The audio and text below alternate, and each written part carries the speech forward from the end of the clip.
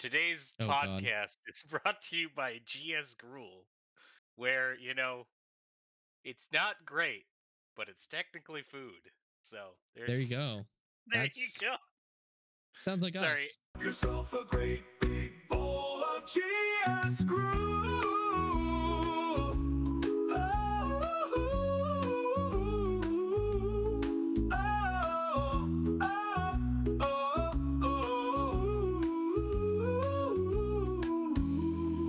Order now.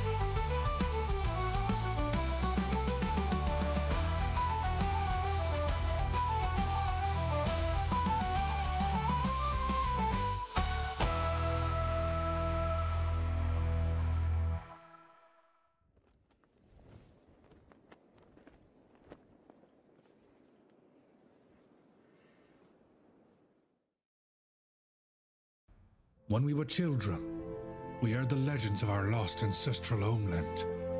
A mysterious world named Vera. A place of beauty and magic blessed by the divines themselves. That mystical world then fell to a great calamity that caused our predecessors to flee before everything descended into madness and flames. These stories fascinated many children, but that was long ago. Now we stand waiting to march through the portals to a land we thought lost. Alongside our fellow brothers and sisters of the Gray Sentinels. We march for many different reasons, but we stand united by one simple goal. Reclaim our ancestral homeland and build a nation where all mortals can call home. We will press onward towards glory, adventure, and perhaps even a bit of prosperity. With each step towards Vera, we recite the Grey Oath in our hearts. As others fall to darkness, a sentinel is righteous. As others waver before the unknown, a sentinel stands courageous. In times of war, a sentinel's wrath cleaves a path to peace. In times of peace, a sentinel's strength lifts us to prosperity. This oath I pledge as a sentinel. I vow to serve my people, protect my home, serve my divine, and honor my Lord. Gold in peace, steel in war. Together we shall weather all storms.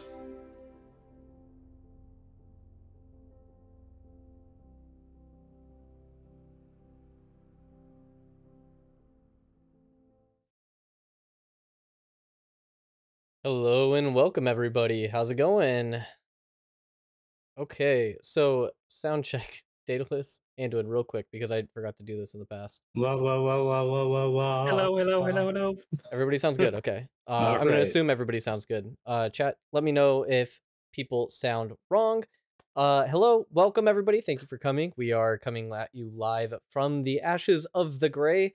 We are a guild called the Gray Sentinels, and we are an RP PvX guild for Ashes of Creation. And woo, we had a rather tame month today. This month today. You know, things words are hard. One of the days. One of the days of the todays in the month. So we didn't get a ton of information. We did get a hype trailer. We are getting Alpha 2 soon. TM. October 25th. I believe they haven't redacted anything yet. So I think we're safe for October 25th so far. I am Llewd Lloyd. I am joined by my glorious guildmaster and other co-host. We have Anduin Kayvon, the guildmaster. We have Ash and Harold, our other co-hosts. We are doing great. How are you guys doing? Doing great. Yeah, I'm doing great. It's a good month. It's spooky season, and it's also Alpha 2 season. So I think I can speak for everyone here and say that we're pretty hyped. I agree. My chat bot isn't working, but your chat bot is not working. My chat bot is not working. We'll have to manually do it like the old days. Uphill both ways. For real.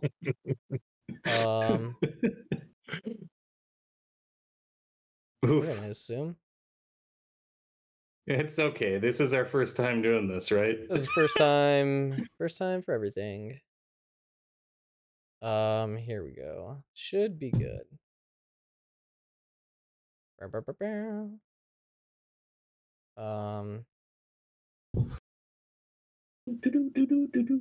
apologize, everybody.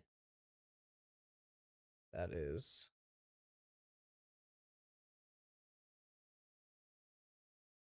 Anyways, and everybody talk for me. Hello. While I'm doing stuff, please. Are you talking for us? We're talking? You're talking. We're talking. We're all talking. This is the perfect time to talk about our new product from... Oh, God, please Coming from the Gray Sentinels line. We're bringing in GS Grog, you know. Oh, that is true. You can... It's the only beer you can chew, you know. You know, you can it has a lot of grit because there is grit to it.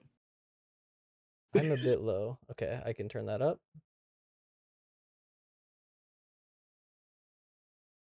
What about the gruel?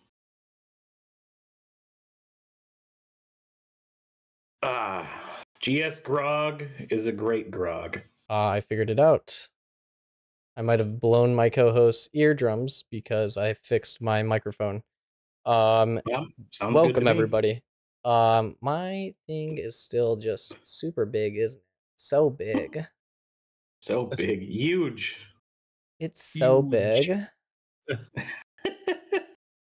Anyways, welcome to Ashes of the Gray. We are doing fantastic. I hope everybody else is.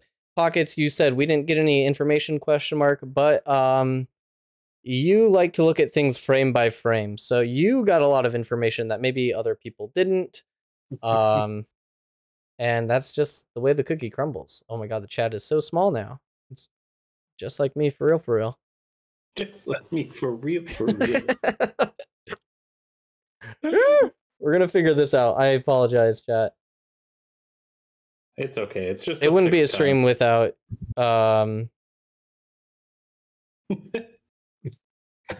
technical difficulties. I think the Ashes community is pretty well versed in content creator Ashes like difficulties and whatnot. So here we go. Perfect. Almost perfect. Perfect. Perfect. We're good. On God.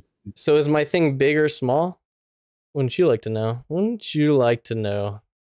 You streamers. You streamers, am I right? Yeah, Thogly. Yeah, you too as well. Thogly. All right. So, yeah, we had a lot shown to us. We had the stream with basically the Alpha 2 rundown of, we have that big old map, we have POIs, we have zone of interest, we've got zones, we've got nodes, we've got a lot of things, but is that everything? Is that everything that we're going to have for Alpha 2? Obviously not. We even seen on the map that there were 9 points of interest out of the 36 that were supposed to be there for the Alpha 2 launch. So, or 36, not 32. So it seems like the map itself was missing some points of interest as well.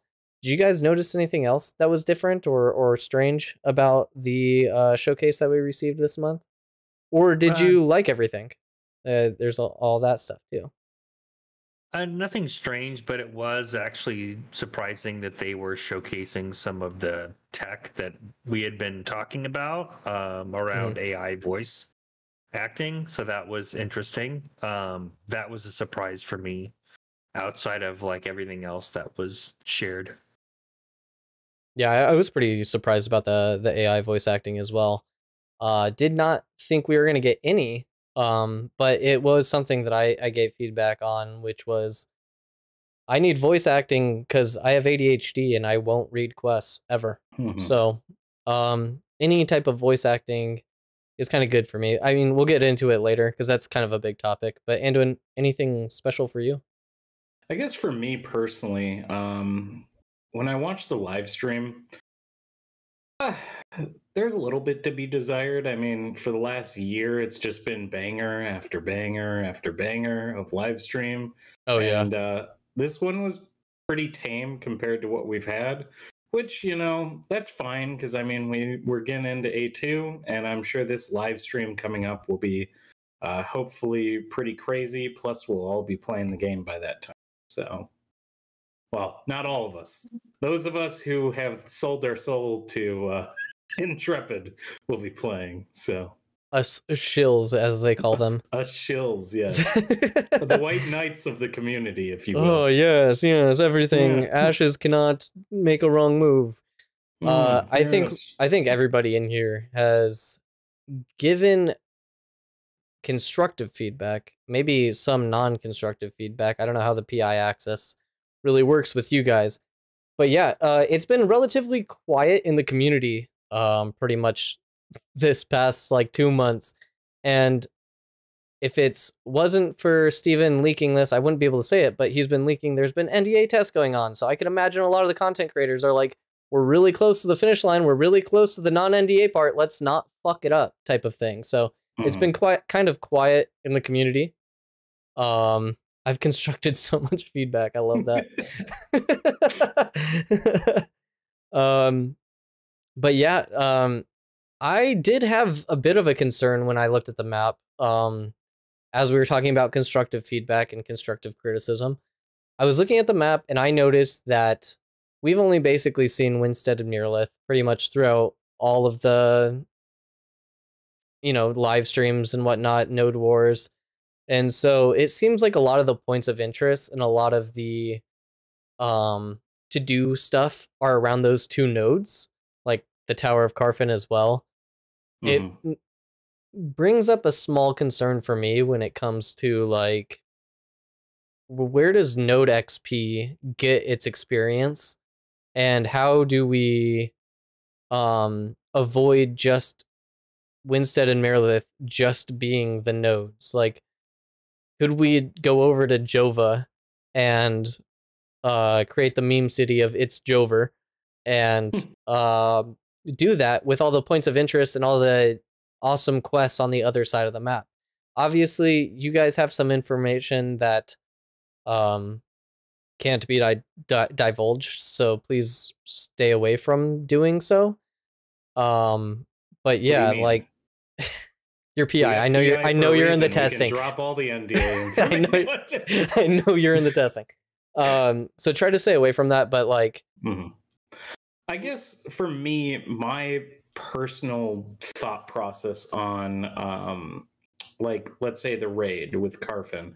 I feel like Carfin needs to be its own section for XP, and what it should be is the XP goes back to the citizen, like where you have your node citizenship. If it's in the region, it should go back to your specific node instead of the surrounding nodes, because with like Carfin, you're going to get people from all over the Riverlands trying to go do that raid. So I feel like it'd be counterintuitive if you're from Jova to hit Carfin because you're just helping another node. So I think having at least raid or like world boss experience, that goes to whichever node has the involvement of the clear or whatever. Yeah, I agree. I think it should align with your citizenship too. And then we haven't, really heard publicly anything about like what happens with commissions as well, right? We obviously went through the commission system. So how that would work too, I mean, I would expect you would want to have something that also goes back to your node, and how do you control that? Because you're going to need some sort of catalyst to allow people to like move, so they don't necessarily stick in their own area all the time. They have a reason to go out there, but don't have them choose between adventuring out and leveling their node to a point. I mean, I think there's going to be some things that you might need to think about there in terms of balancing that.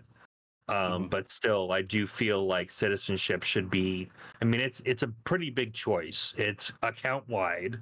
So you should have, let's just say, like some sort of choice on where your node experience goes, so that you can essentially identify with your, the node that you've pledged your citizenship to. I think that was kind of the point, like very early on, like Stephen talked about, like, your node is your identity. And so once, you want to be able to fight for your home, you want to be able to help your home grow, you've got to, I feel like they've got to build a design that helps enable that. Otherwise, it's going to get frustrating if you're, like you were saying, Anduin, like you're giving experience to Carfin, but you really want to give experience to, Miraleth or Winstead.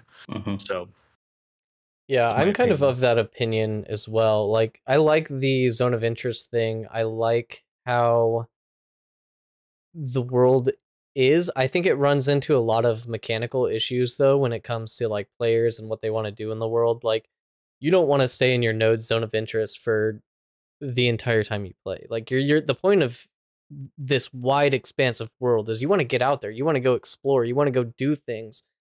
And how does that work if I'm exploring another node's POI and it's granting that experience to a node that I don't want to give experience to? Like, I like the idea of you being a citizen and any XP that you gain is gained for your node.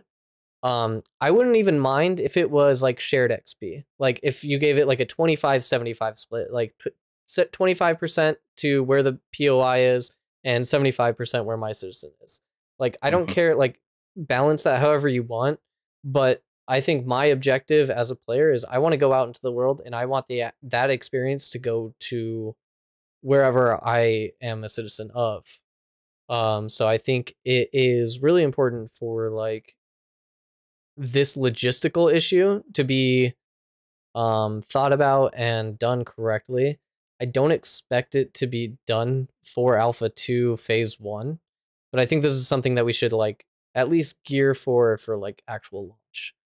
And speaking of that, they were even mentioning that maybe they might keep the NDA a little bit longer on the Alpha 2 Phase 1.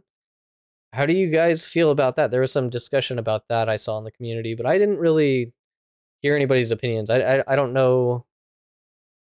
Like, some people were saying, oh, keep it under NDA until it looks good, or others were saying, I don't care, I just want to see it. So what are your guys' opinions? I guess with keeping the NDA, like I see the reason for it. Like, obviously the game's not going to be in a complete state where the streamers that are watching it that aren't like, Ash's streamers are going to kind of be like, oh, look at this game, look at I waited 7 years for this. Yes, there's going to be stuff like that. But on the other hand is I very much am of the opinion that Stephen and company are my favorite Christopher Walken quote is, you know, Can you fuck say it 'em, in you his know? voice? Yeah, fuck them. You know, because it comes down to the fact that the game is going to get here eventually, right? People are going to bitch and moan, as we've seen the last 8 years. People bitch and moan about whatever they see. So you cannot worry about what your product's going to show to the public. You have to worry about showing progress in general to the people who are closely following, because the people who are closely following are also going to be the ones who are closely testing and giving you the most valuable reactions to things, unlike the random masses that bought it because, you know, random big streamer #1 decided to say, oh, Ashes is the flavor of the month, so you should go buy packs. Like, those people aren't going to be testing in the trenches with us. Those are the people that are going to pop on at the beginning of A2 and be like, this is boring, and then stop testing. So you can't cater to those people. You got to just cater to your fan base and go from there. I mean, just keeping it real. I mean, there's never going to be a good time to drop an NDA in an alpha period. You know, you're going to get people that don't follow the game, you know, as much as, you know, the core community has, and they're going to have an opinion, right? And that opinion is going to be colored by lack of information, lack of listening to all the streams where the team says, hey, this is a work in progress. The fact that the culture is now in alpha is pretty much a finished game with some polish that, you know, developers are throwing out there to make some money, you know, while people are still testing. So, like, from my perspective, I think it all comes back to what was actually Thogly made a really good point in chat. And it was around the fact that if they do change their approach on dropping the NDA, that's going to create a trust issue. And it goes back to what I would call like a say-do ratio, right? You say you're going to do X, you're going to do X, right? And I don't mean that in like with regards to dates. I know dates can shift with development, but whether or not you're going to drop an NDA is a choice at the end of the day. It's not, and it's a choice that isn't necessarily driven by like factors outside of your control. Like, you know what's potentially broken in the game, what bugs you need to fix. You know, you can publish patch notes to share that information, but at the end of the day, you're not necessarily going back on your word, or you're going back on your word if you push that NDA. You know, and what they can do, right, which is not necessarily like a feels good thing either, is they can push the date for NDA. Push the date for the test itself, and then that predicates pushing the NDA as well. I think that is going to create some friction in the community as well. So I think it's just a very measured choice. And I think they just need to balance the fact that you're going to get people that aren't close enough to the game to know that this is a true alpha, etc. And I think you just have to deal with that. And yeah, it may be a little noisy at first, but I think it'll even out, just like with any drama in the Ashes community. You know, give it a month or two, the focus will shift to something else. I think getting the game in people's hands to test and getting a good core group of content creators that are talking about what this alpha is all about and being able to showcase the visible progress as quickly as they've reacted to changes from test cycle to test cycle.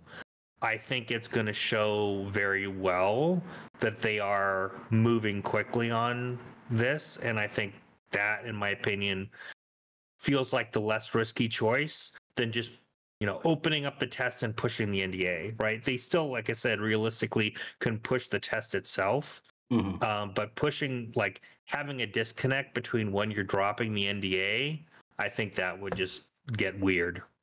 Yeah, and no, people I wouldn't like that definitely anymore. I definitely agree. I believe that was Lulu who said that. Who is basically another member of the community that is very vocal on a lot of the things, especially on the forums.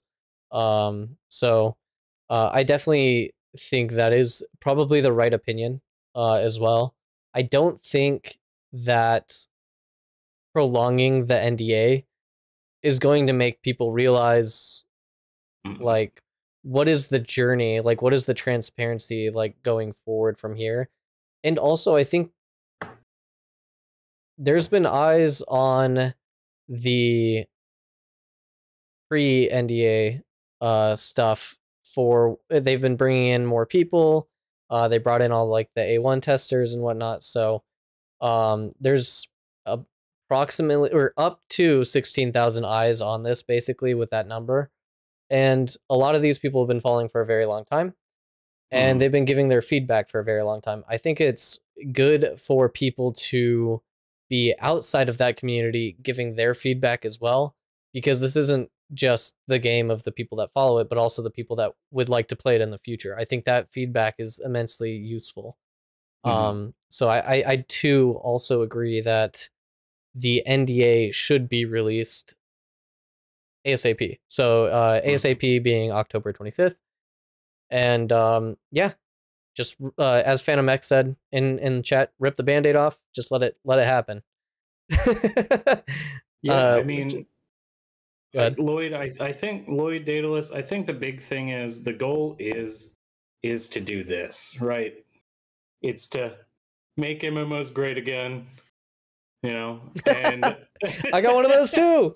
This is from the PAX West. It's a good time. Actually, it's signed by Steven in there and a few other people. But you know, you cannot do that. Shout out Vladis. If you cannot do that if you are cautious, you know, you have to throw caution to the wind if you're getting this product out there. If you're going to be making MMOs great again, you have to take risks. You have to do things that studios are afraid to do. And one of those, I love it. And one of those is dropping NDAs and letting people see the product. Yeah. You know, in its current state. Because also that's the other thing is, yeah, for every 10 people you have that are going to be like, oh, this game is broken, there's going to be like 100 other people who are like, okay, it's an actual alpha, let's approach it with that, you know, lens. So I think that's the best way to do it. Just, you know, get out there. Yeah. And I didn't mention this at all, but we've been kind of looking a little silly this whole time. It's October, and you know that means towards the end of the month, and towards the end there's the charity stream, and towards the end of the month there's Halloween. So we kind of dressed up this month as our characters, me without my white hair and with a beard, Anduin without elf ears, and Daedalus, I think you right pretty there. much fit the thing. Fit the look. Daedalus, Yeah. I can really hear the sweet music. Oh Yeah. yeah, you mean this? Oh, do you guys hear that? It's beautiful. Tiny. Just in It's case so anyone has beautiful. an issue with this podcast, I have the world's smallest lute to, you know, regale them. I love it. That's amazing. Oh god. Yeah, so it's already beautiful. time to do charity for the kids. For the kids. Chillins. Speaking of charities, AV Gaming, I can't do shout outs back to back to back, but AV Gaming is doing a charity stream right now. He's also another member of Ashes of Creation. And then another heartbreaking story is our friends at the Golden Feather Tavern are having a rough time out there. They had a leaky roof, and then the hurricane came and made it a very leaky roof. Let's put it that way. And so they've been out of commission. It's been really quiet in the community without them as well. So miss them lots. I hope Chibi and Vertec well, and hope everything is going well for them. Love them, miss them. Right. So sorry guys.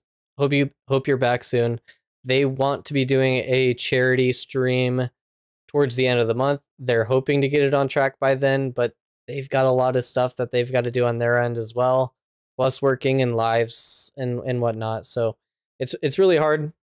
And I'm not going to expect too much out of them, but I hope they get it done. I hope they have time to do their charity stream, because it's going to be a lot of fun. And yeah. Love in the chat for that. But let's kind of go on a little bit about Alpha 2. So it's coming. There's going to be lawless zones, which I'm setting up a PvP tournament for, which is going to be a lot of fun. The 5v5s need some love. So if you've got a group of 5 people that want to make a team, go join my lawless. There's like some sign up sheet. I should probably post it somewhere.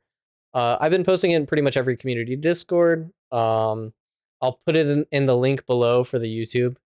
So if you want to join the PvP Lawless tournament, you can. Rules are, there's basically no rules. You as the crowd are going to be able to decide who lives, who dies, based on like, did somebody buff somebody like a combatant? Well, maybe we should kill that person. It's possible.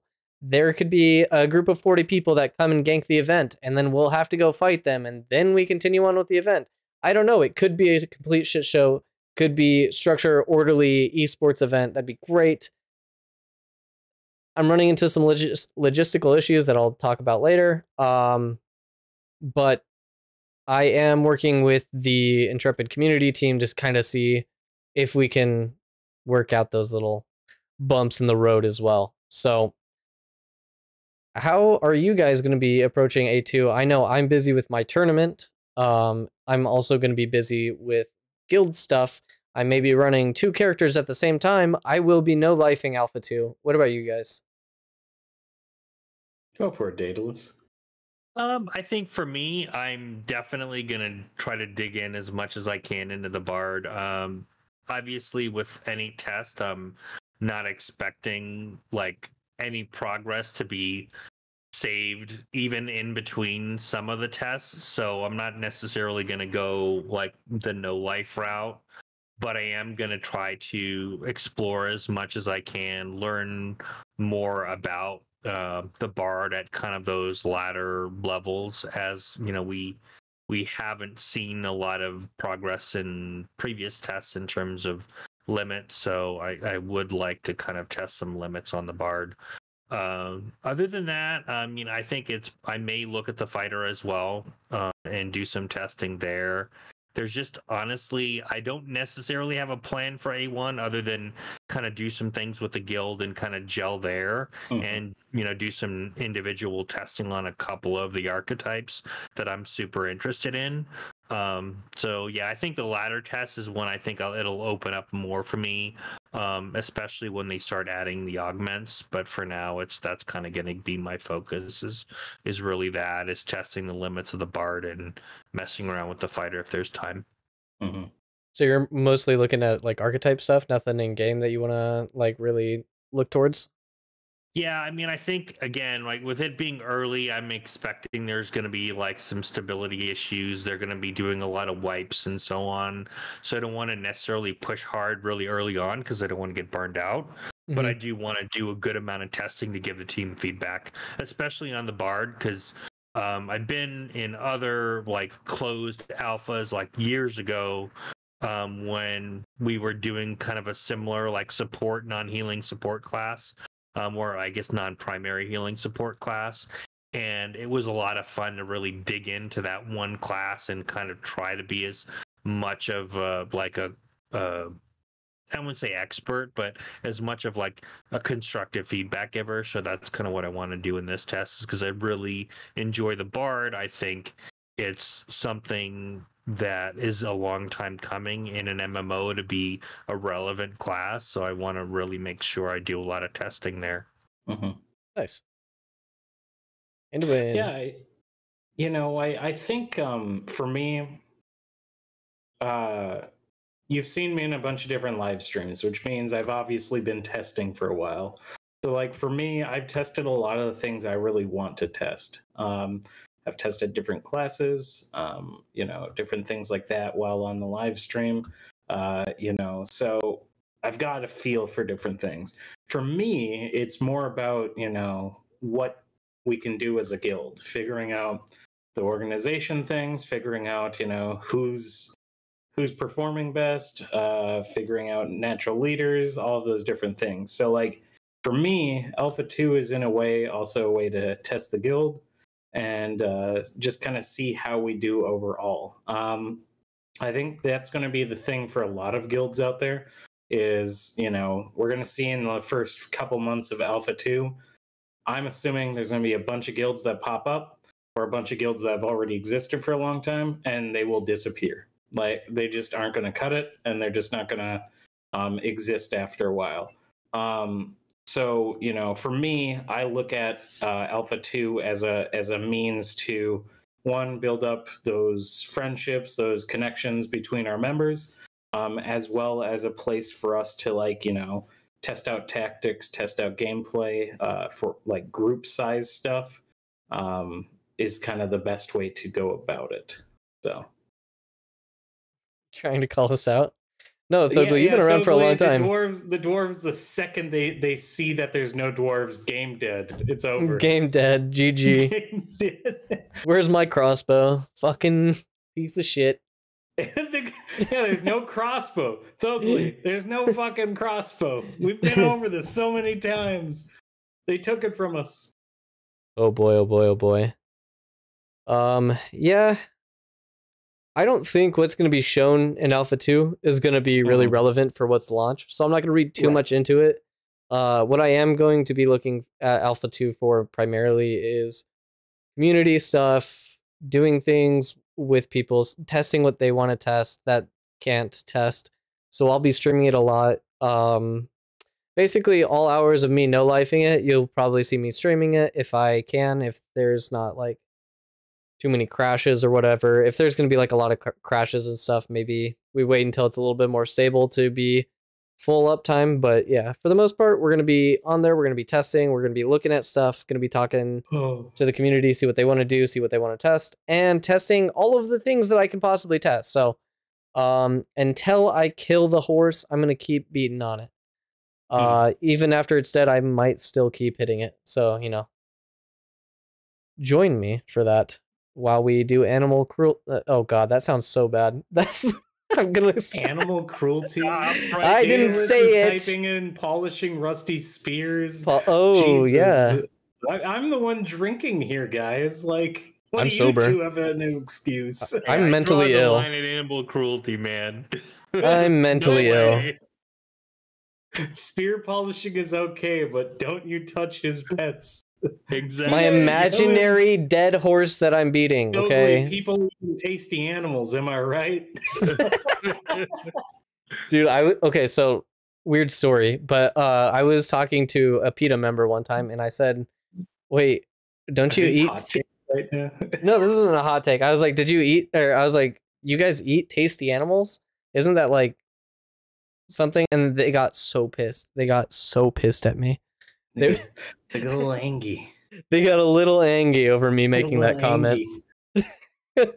They basically shunted me from existence. I was a bit of a troll as a kid. Let me put it that way. I guess not much has changed. So, anyways, Wait, Daedelus, this is the perfect time. Salty tears.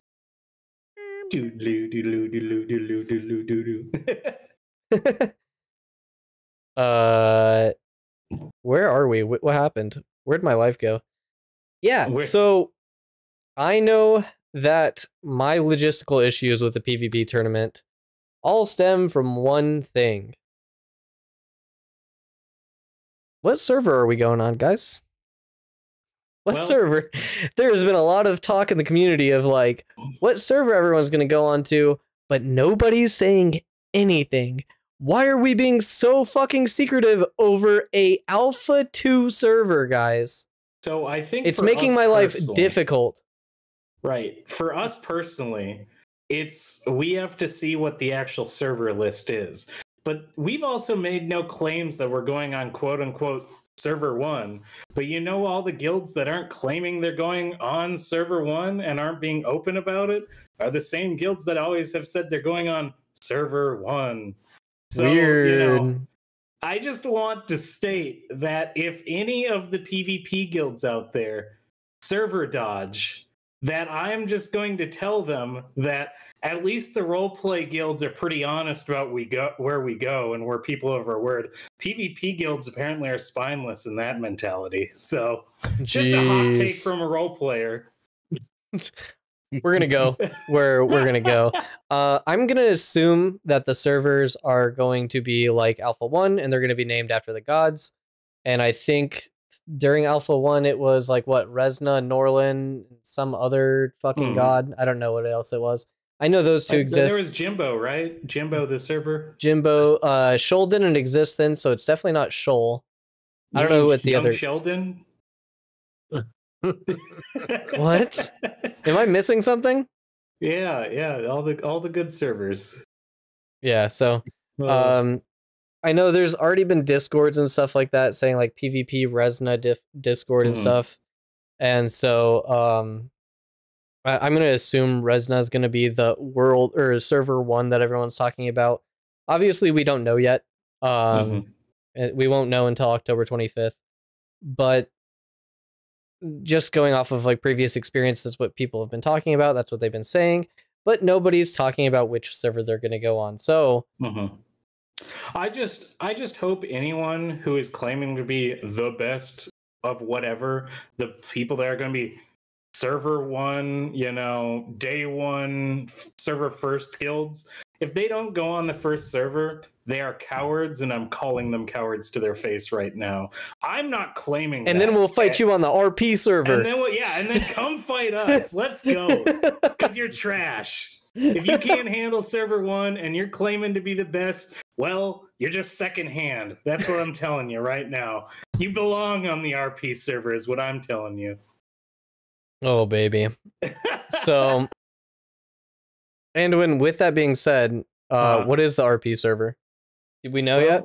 Have we talked about it yet? We are voting on that yet, right, Fogley? Okay.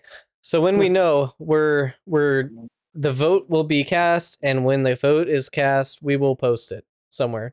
Yes, something. Immediately. We will post it before all the PvP guilds do. So then those cowards can come to our server and try to steal glory. And then they get worked on by RP guilds. It's going to be funny.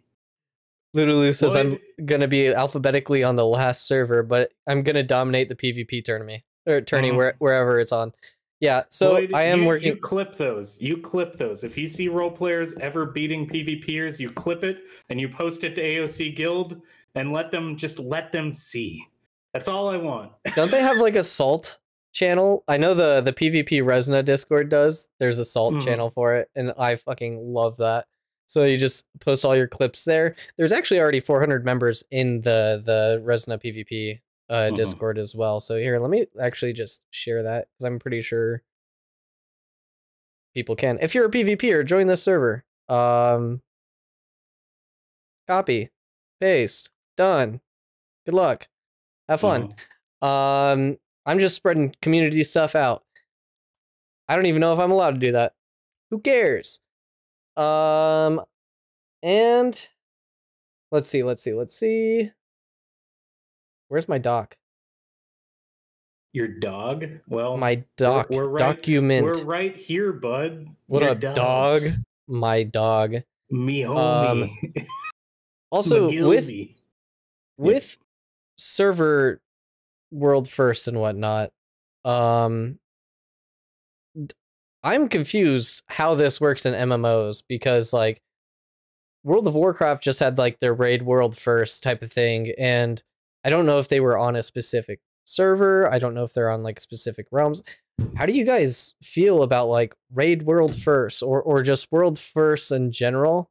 Do you think that is going to matter for Ashes of Creation, considering that each realm could have its own story arc and each world first might actually be something done on another realm, or it might be the first one done ever because nobody collectively has gone through that story arc process?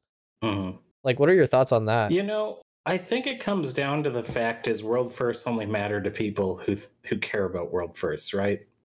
I'm of the opinion that if your guild is lasting for a long time, if you're having fun, if there's not a lot of drama, you're better than probably 90% of the guilds out there, right? You know, so I feel like with that mindset, with approaching the game, is like world first only matter if you're competitive, and at that point, you know, because the game isn't going to be like World of Warcraft where there's only five raids and everyone has equal access to those raids, but in Ashes you're going to have like a rotating 30 or 40 different raids that might not always be on the map at the same time.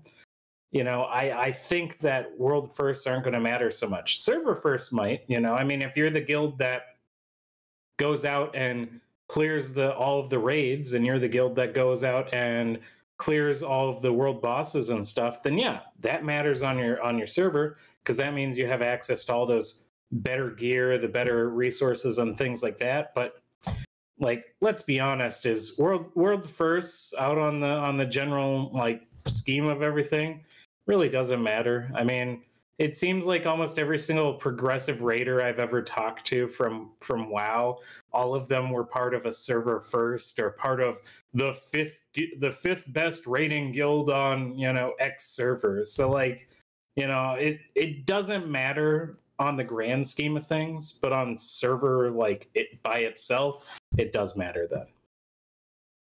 Yeah, Daedelus, I your tend to opinion? agree. Yeah, I tend to agree. Especially with Ashes, each server having their own arc, it's going to be difficult to really measure that.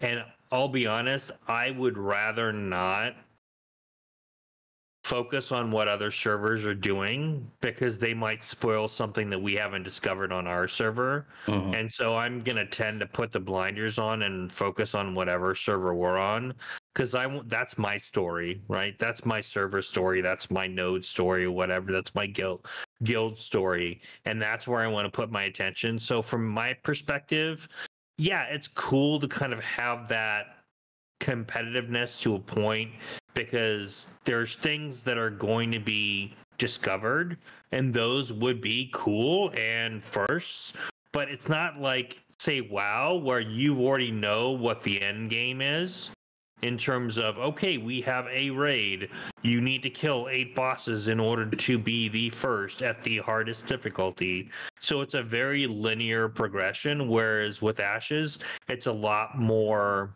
dynamic based on what predicates are unlocked by the server.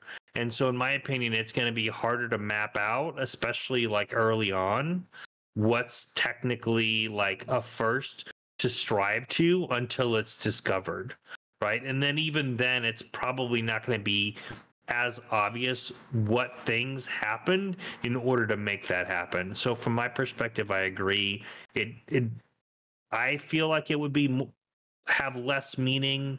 I mean, I still feel it would have meaning to those that are more competitive and saying, hey, I did this and this is my badge of honor. But I don't think like as kind of a construct like we have, say, in WoW, it's going to be as big of a deal, in my opinion. Yeah, I like outside of like world bosses, and I don't even know if world bosses will hit this for like world first or whatever, but like, who cares if you're the first person to clear Ursine Caves or Darigal Estates? Like, nobody gives a shit, right? So I think what matters, especially for MMOs, is mostly gear. Like, did you hit that to get better gear? Did you hit it fast enough so that you could get the highest tiered gear? And then I don't know, it's kind of like it's a sand park where, yeah, we're following a story, but ultimately the world is ours to like travel and go through and do stuff. So as long as you're going through and doing stuff and getting the gear that you need, I feel like Ashes is going to be more of a gear game than it is a world first type of game. And so I don't know. I don't know exactly how I feel about that. I think what really matters is A, your node, and B, like if you get world first Metropolis, fuck yeah, that's sick. But there's going to be thousands of people that do that with you. So like, or 8,000 people that do that with you. So is it that impressive of your own individual skill? Not really. I don't really care if you were part of the first Metropolis. You probably got carried by 1,000 other people that did that. So yeah, my opinion on that, on world first and stuff like that, are pretty low. But what does interest me is who can keep these things the longest. Like if you're a guild that can keep your node or like fight in every node war, and you're like on the top of the leaderboards of like charts and like dungeon crawling and stuff like that, that would be cool. But like first, I don't care. So as long as you can hold your stuff, I think that's more impressive to me than anything. Yeah, Thogley's joke of community is meta. It's not really a joke. It is absolutely true. Yeah. I think it's not about you being part of a metro. It's about you being part of a guild that was a patron guild of that metro. Like, how much did your guild influence? And then how much is your guild out there taking stuff or out there, doing whatever? I really do truly believe that it doesn't matter about the individual in Ashes. It matters what friends that individual has, right? So the power of anime and friendship, I promise I will win the war. God, the power of God and anime on my side. Yeah, so it's funny, but like, yeah, we're talking about like how competitive somebody is for World First and stuff like that, but how competitive is Gray Sentinels going to be? Because we've talked a lot about the overarching stuff, but let's get a little bit more intimate with the Gray Sentinels. How competitive are we going to be? I've heard us been called a competitive RP guild. I've been told that we're a semi-hardcore guild. I've been told a bunch of things, and I joined that we were a semi-hardcore RP PVX guild. But I guess competitive and hardcoreness seems to be subjective. So, Anduin, what's your perception of Gray Sentinels and their competitiveness or like hardcoreness? Right, like I take the classic approach of like, casual, semi-hardcore, hardcore, right? And then those dictate how competitive or casual you are. I've always advertised the guild as semi-hardcore. However, that does not mean that we're not going to like be out there and trying to compete with the best people on our server. That also doesn't mean that we aren't going to have very sweaty people in our guild that are trying to push for those server firsts and be those progressive raid teams and the PvP squads that go out that when people see our guild tag, they're like, oh shit, maybe not. We want to be those things. We want to work to be those things. So I think it really does come down to the fact is, yeah, we market ourselves as a semi-hardcore guild, but I do believe that in the grand scheme of roleplay guilds out there is I would consider us an actual hardcore competitive guild when you look at other roleplay guilds on what they're looking to do for content. A lot of people, when I've talked to other roleplay guild leaders, not all of them, I've met a lot of fine people. Thogley is one of them that wants to go and actually compete, wants to actually play the game and do these different things. But there's a lot of other roleplay guild leaders that when they talk about content is an additional thing to roleplay. And that's where I think you get down the rabbit hole that a lot of people like to think role players are soft. Because, there are roleplay guilds out there that do not take content seriously. They do not want to compete on a server-wide level where they will be in the trenches with all the other big dogs on the server. We want to do that. But we're also recruiting in people who are casual. We have a lot of people in our guild who they literally just want to go out and be farm bots for the guild because that's what they enjoy. When they get off work, all they want to do is go chop down trees, mine rocks, pick flowers, And I will wholeheartedly state those people are the backbone of almost every single guild that's competitive. You need those people who are willing to spend stupid amount of time gathering materials, crafting, doing all those things if your guild is going to be successful. Not everyone needs to be on the front lines fighting the good fight. Sometimes you need to be people making the grog back at home. So, yeah. Oh my God. Does that answer your question, Lloyd? Or a little bit. So Are you saying that we are just hardcore from our peers, or are we? So we're like hardcore our peers, but we're also just like semi-hardcore regular players. Is basically kind of what I'm understanding.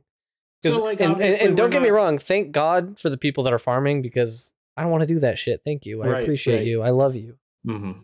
And I so need look at you. look at it this mentality. Hardcore competitive is, in my eyes, the MMO is a second job. You don't have a family, you don't have kids. Your wife is the person who makes you sandwiches, and that's literally their job. Like, we aren't that guild. If you're looking for that kind of guild, there's plenty of those out there. No, we take the approach, real life comes first. Yes, we will go out there, kick ass, we're going to team up, we're going to do the things. But we also want people to not have to, like, drop whatever they're doing in real life at any time to come help the guild do whatever. So I think that mindset is important. It doesn't necessarily mean that we're not going to compete with the best guilds out there, but we're doing it in a way that think of it as we're making the best of our time in the game. We aren't going to be spending,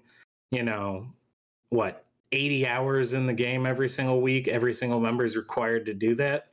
We're not doing that. Like, yeah, we will have some members who do that, but that's on them, right?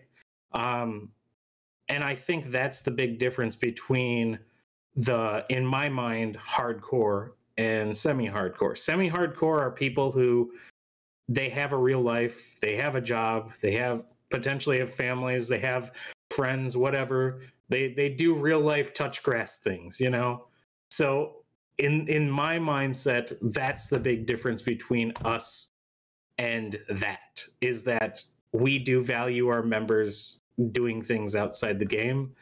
And that's really the big reason why we aren't considered hardcore competitive, is because we don't enforce those things. Which, Lloyd, thinking back to when you first joined us, you asked me what is the requirements for activity, and even you were like, well, I do work, I have these random schedules. I mean, this week's been crazy for you, for example, with work and everything. So, like, yeah. That's who we like to recruit. We want sweaty people like yourself, but also people who understand that it's just a game, no big deal, So, like, that's what we're looking for. That was actually my first worry. When I joined, I was actually bartending at a nightclub, and I didn't have a lot of time. So my big concern was, when I'm on, I'm going to grind the fuck out of the game, and I'm going to be hardcore, but that's when I'm on the game and when I can be on the game. So I think when I joined GS, it was more so like, it was that hardcore mindset with the acceptance of, like, time management, which was, like, the really important part for me. And that's what I have seen from a lot of our members as well, is that they've got lives, they've got jobs, they've got things going on in their life, but they are hardcore gamers from what I can tell. There are people in our guild that do deep dives on stuff, and there's also, like, definitely more casual players that don't see things and don't like number crunch and don't spreadsheet, like, divulge into everything, and that's totally fine. With me, I didn't join expecting the guild to be super hardcore, but for those that are going to be hardcore and stuff like that, I like to group with those people, so I'll probably tend to be more in that subset of people as well. Daedalus, why'd you join GS? Are you planning on being competitive? I think before you were telling me you were more of a casual gamer. Yeah, I mean, I think gone are the days when I could no life a game. Definitely during, like, college and so on, like, I was, playing MMOs.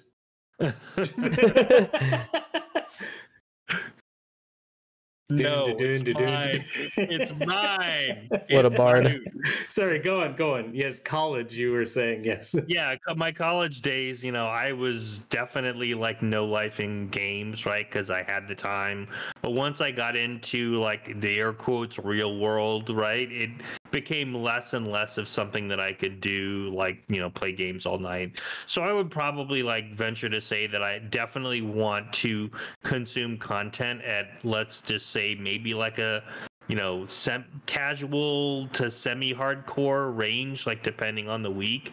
But I do want to be able to balance my time for like nothing other than I don't want to burn out on the game. I mean, this is, you know, definitely something that I plan on being a part of for as many years as it's available, and I don't want to get to a point like I did with WoW, which was I played so much at a certain point I was like, okay, I'm done, and I would take a year or two off. I don't want to do that with Ashes per se. I want to be able to kind of balance that, and a lot of that's going to be, you know, maybe tending to be more on the casual side, still wanting to be competitive, want to learn like about the content and do a good job in the content.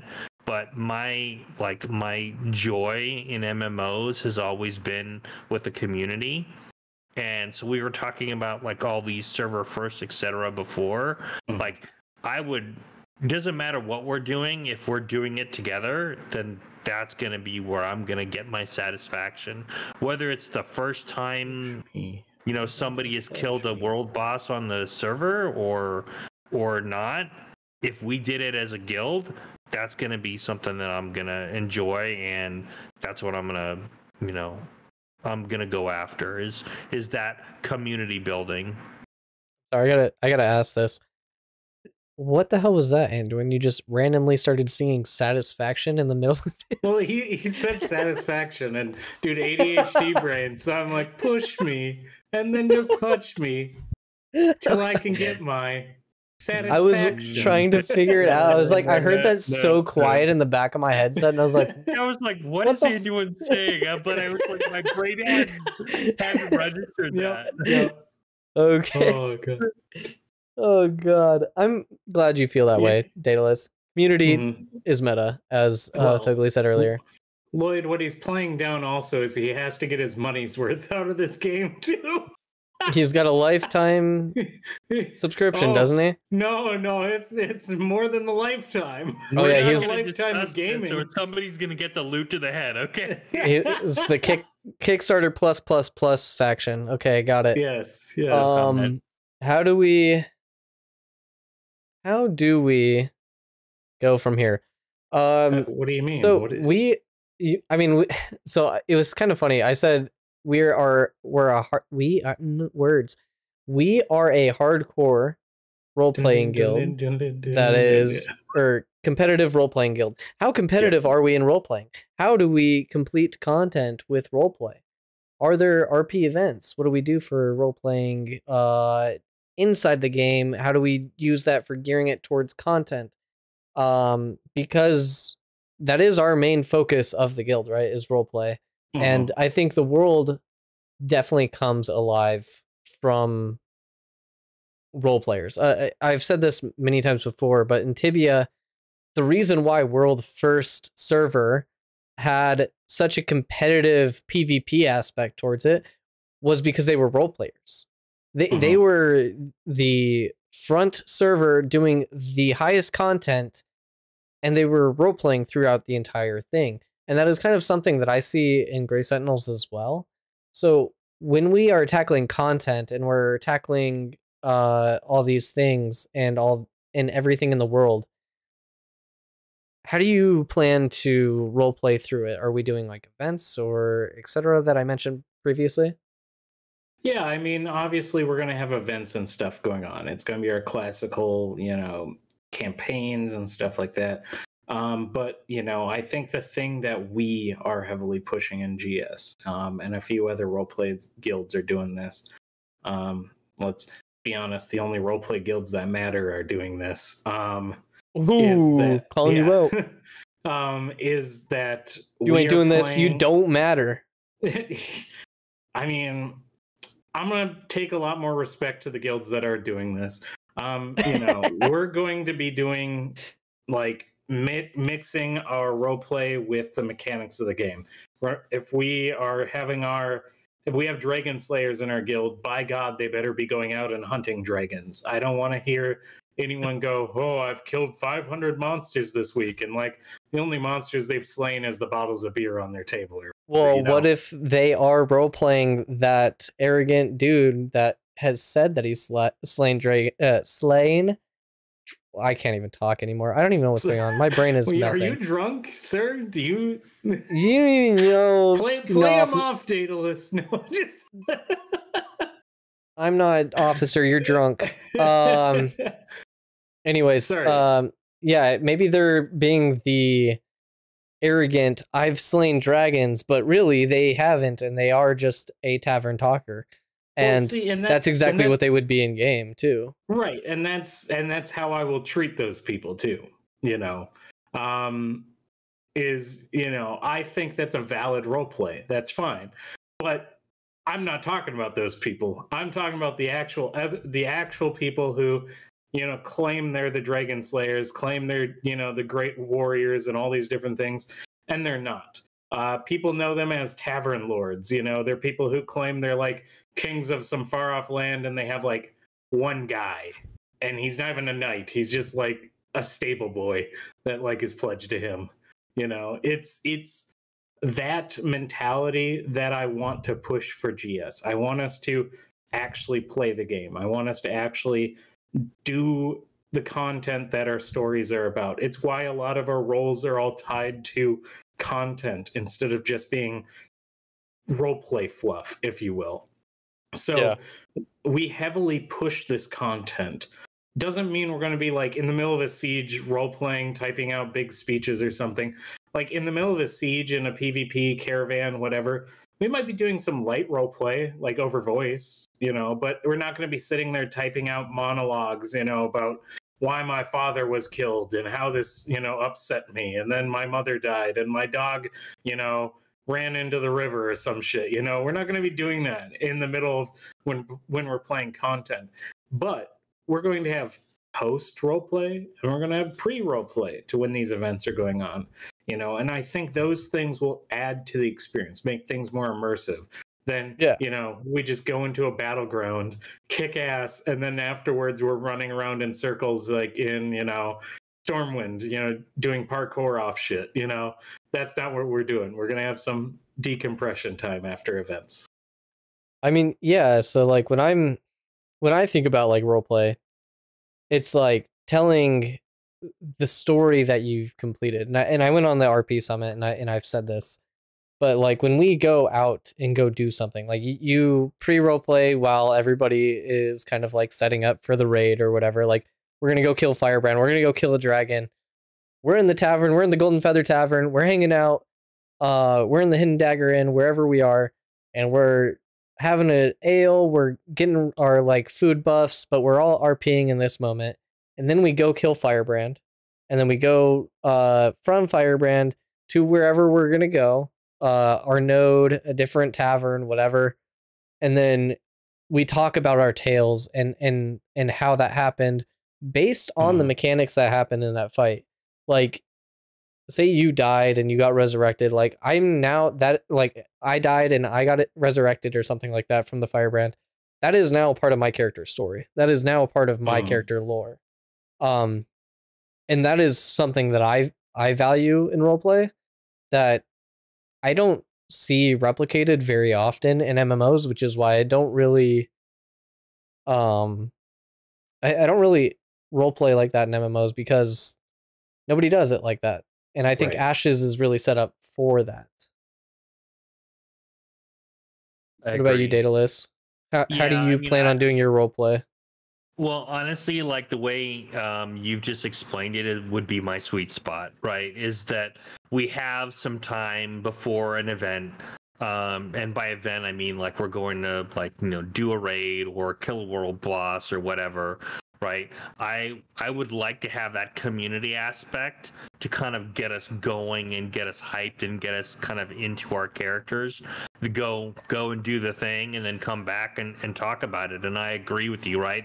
As things happen within that encounter, I want to be able to build that into my story. I mean, we were talking about this the other day in, our meeting around the, guild story so far, and how you would RP your character dying and being resurrected, and like, from my opinion, like a lot of what the guild was saying was, hey, this should have a real impact. Dying isn't just like a ho hum thing. It's like something that I feel like really needs to be a part of your character RP. And if you're dying a lot, that takes a toll on you, whether it's mentally or physically. And so I feel like that recovery time is going to be important. And also that kind of building all those little things into your story and into your RP is going to create a much more immersive environment. Where I've had opportunities to RP in other MMOs, some of those best experiences were just having that downtime with my character. And it wasn't this whole like, okay, let me just have a monologue and talk for hours. It was that interactivity, that community aspect, and kind of being able to kind of immerse yourself in what's happening in the world, whether it's your victories or your defeats. So from my perspective, even think about it, like, yeah, you're out there and in the lore, you are getting reborn from the ashes. You are getting born at a spawn point over and over. You are experiencing excruciating pain and death. What does that do to your character, bro? Like, that is in the lore. Like, that is happening to your character. The reason why we respawn is built into the lore of the game, and that I feel like that's really important for, like, how does your character handle that? Well, I mean, I think New World explains it really well, right? Like, people are fearful of the pain, right? Of the dying, the mess on your psyche and stuff like that. I think doing that for Ashes is the best way to explain it. Because yeah, you can revive and stuff, but doesn't change the fact that you took there are no crossbow bolts, a fireball to the chest or something like that. You're still going to feel and remember that burning sensation. That's got to fuck with your mind, right? I didn't say how small is the room. I asked, can I cast fireball? And I did. Oh, Jesus. But like, that's what I'm talking about though. Is like, there's got to be layers to this death and respawn that a lot of people keep thinking in the classic roleplay sense of, well, if death doesn't matter, then death doesn't matter. But death matters. It just matters in different ways.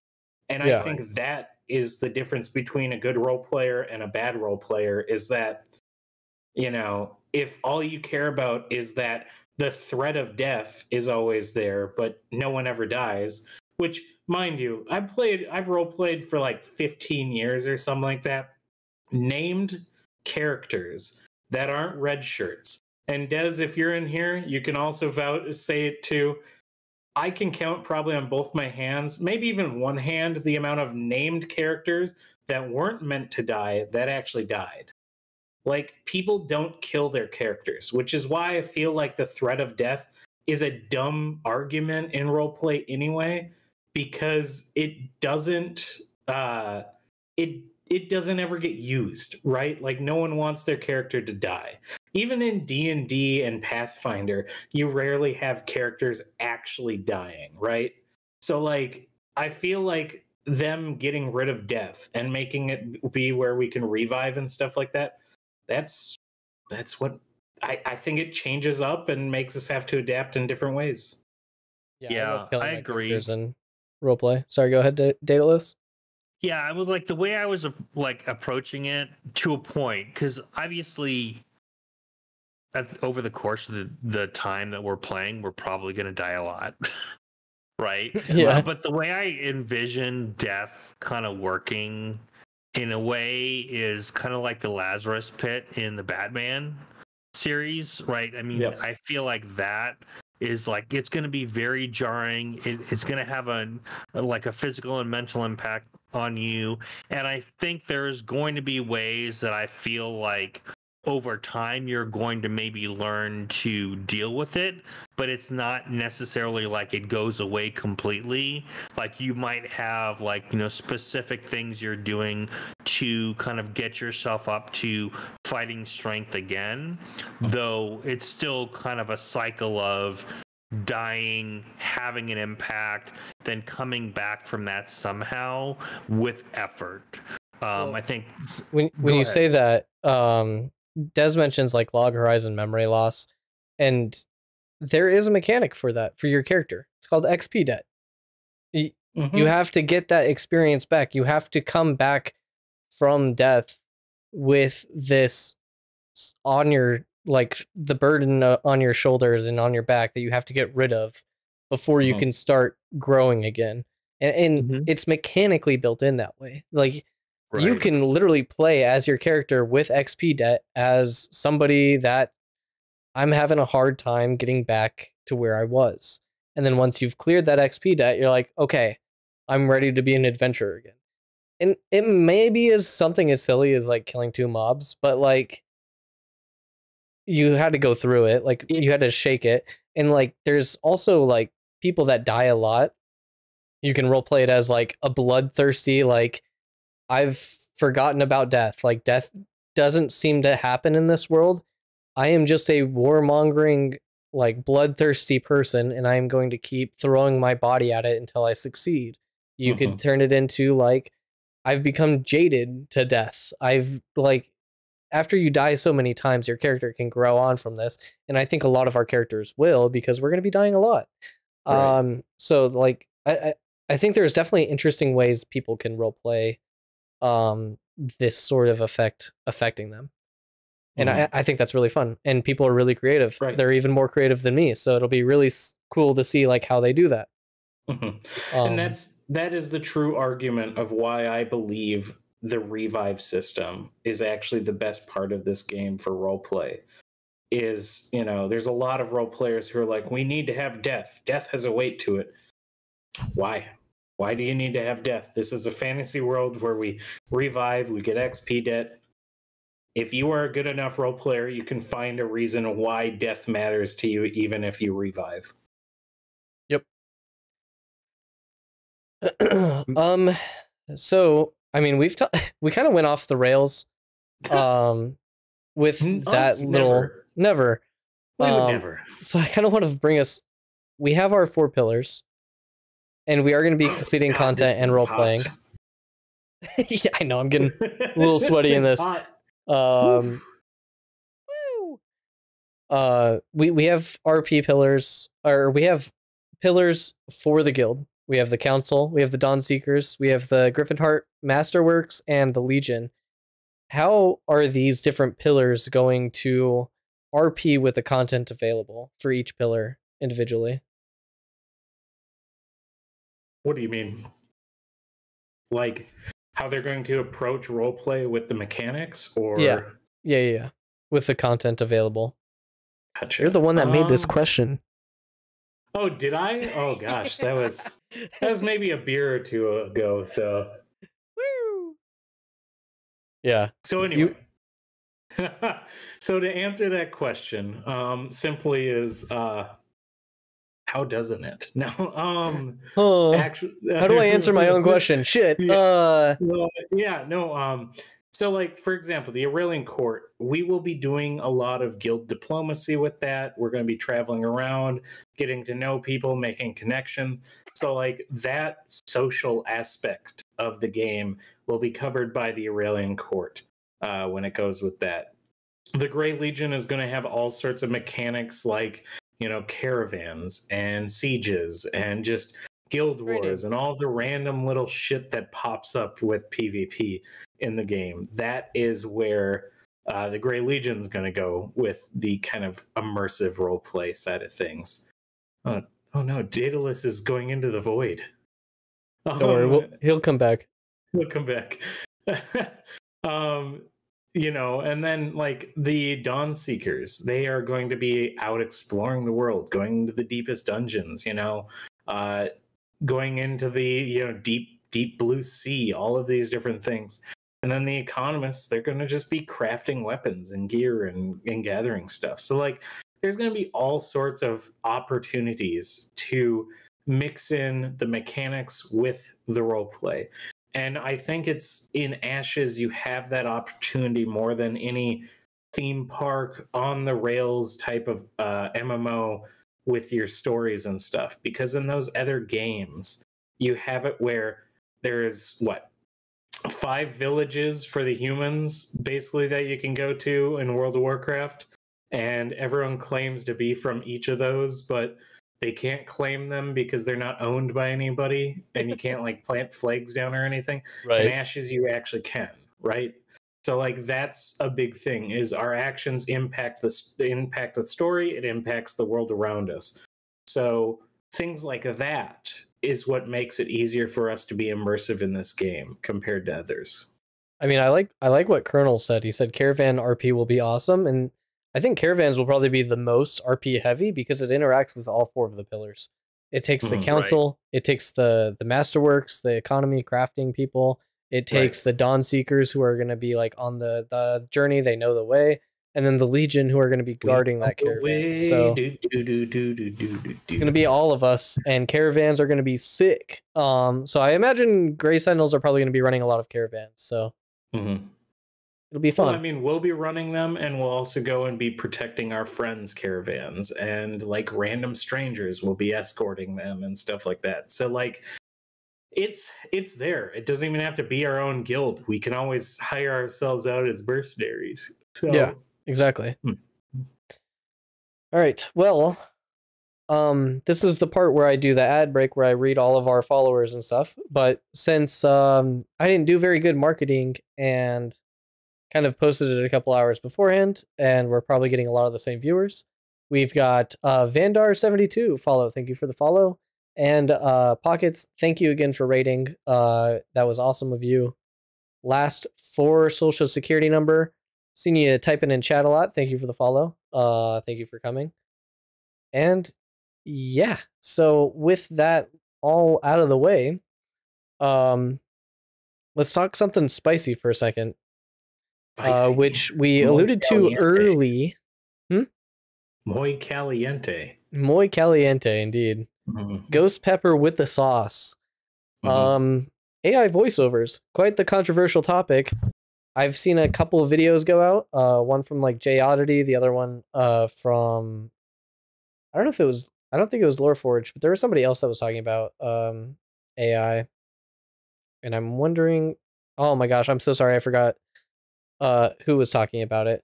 But there is a lot of people that are for AI voice acting, and a lot of people that are they taking our gerbs? And we got to think about like the logistical aspect of it from Intrepid's point of view. We've got to think about it from, do we defend our voice actors, like Exiled in the chat?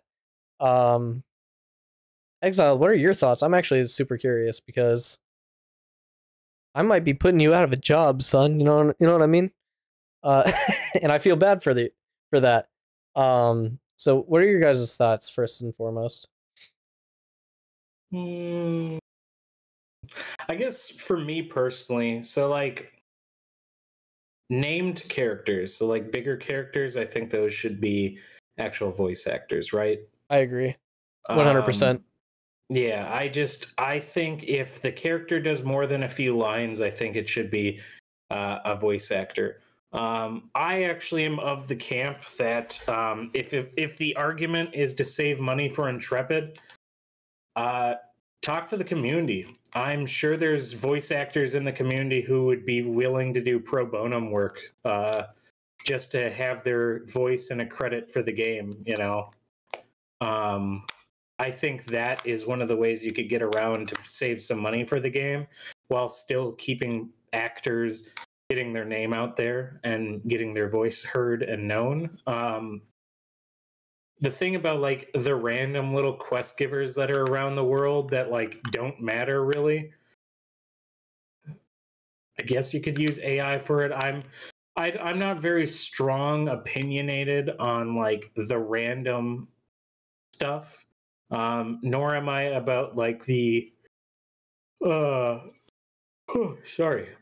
Neither am I about like the random character grunts and groans and stuff. So, Yep. Daedalus? Yeah, I mean, I think I'm aligned with what Exile is saying in chat. And it's definitely like as a stand-in, and the fact that they're sourcing it from like the devs, I think I'm okay with it at this point. But I agree as well that if it's like a major character, there's like a significant amount of story there, I wouldn't want that AI voice. I would want them looking to, use like actors live kind of doing their thing. And I guess my personal opinion, like the fluff, like the little quest bits, the like you click on an NPC and they say something, that's kind of generally, like, in my opinion, probably a good way to be more efficient.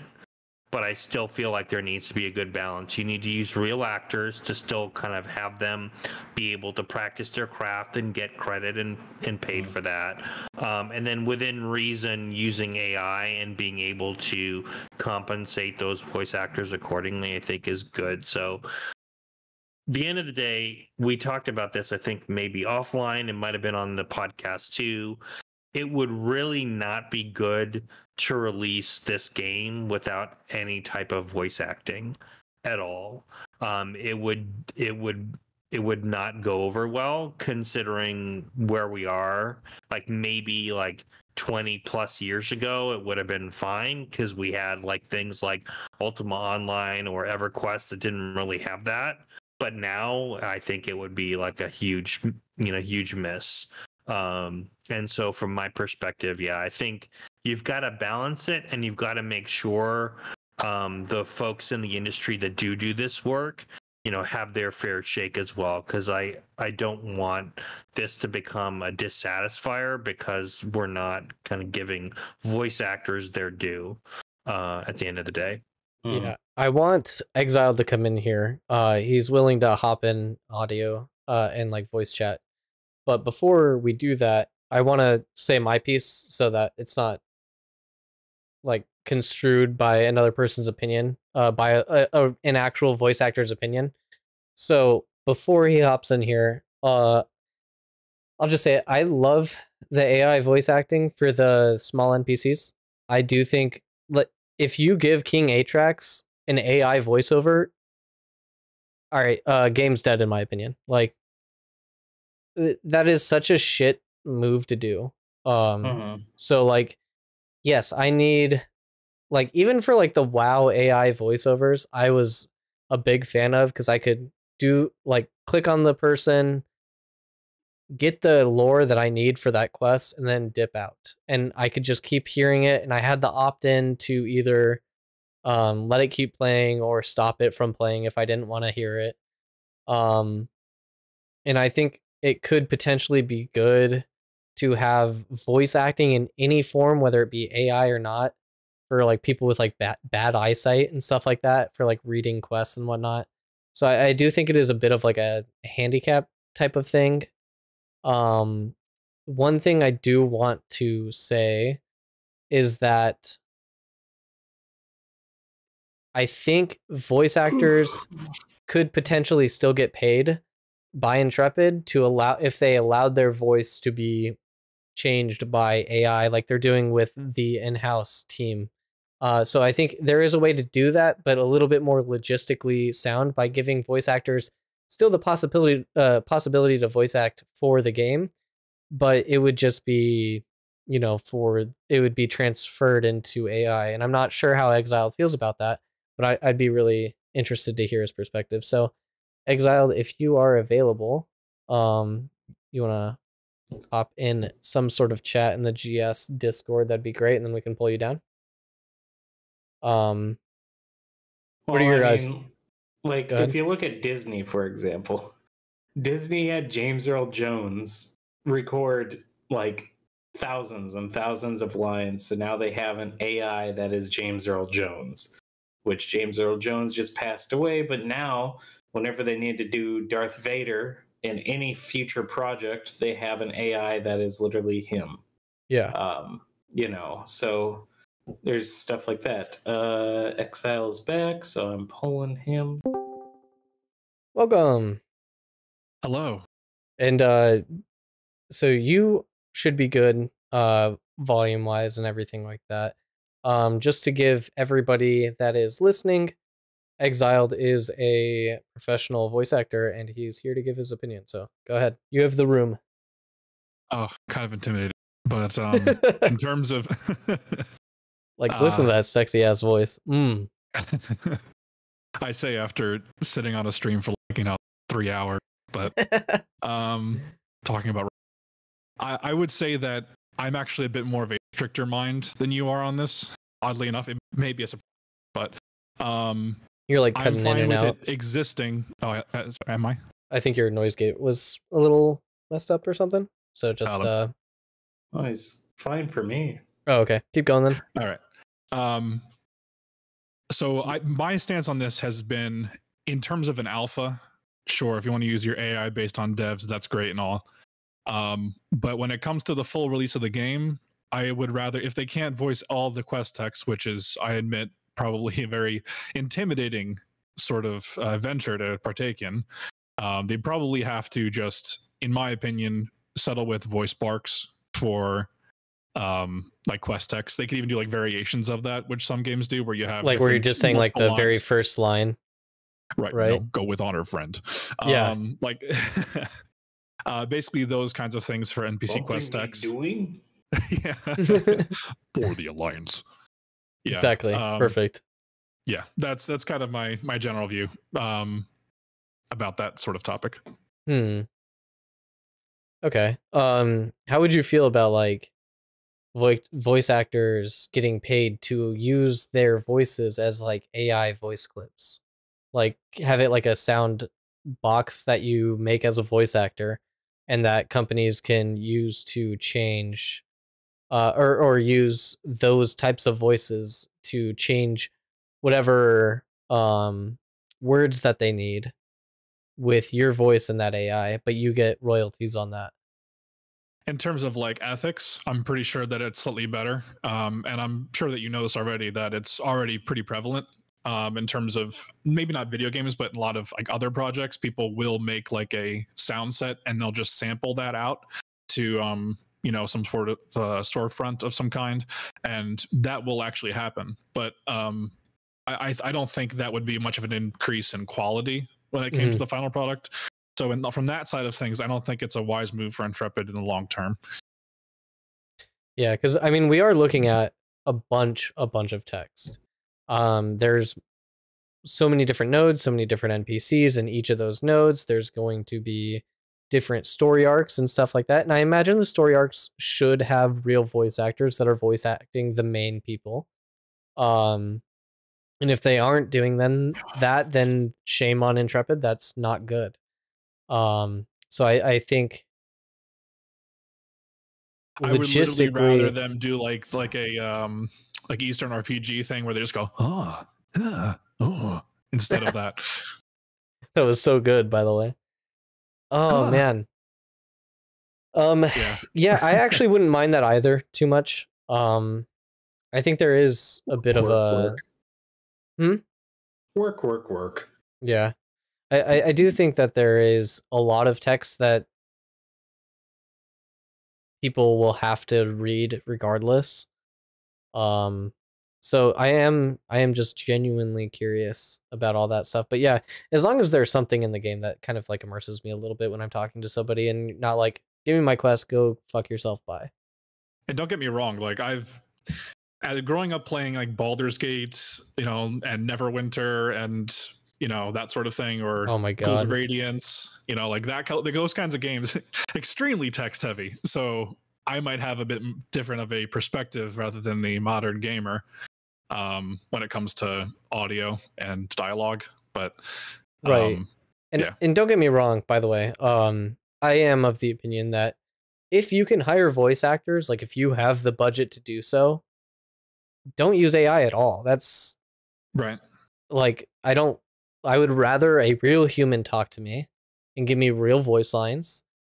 But this is pretty much getting The all main funded thing, by too- Steven. So The main thing too is that they pretty much initiated the discussion when they could have just. I mean, I guess they're trying to get feedback on it, so that's kind of what concerns me, that they're even trying to get feedback on it at all. Because if this wasn't something that they were trying to do, they wouldn't do it anyway, because it would just open a can of worms.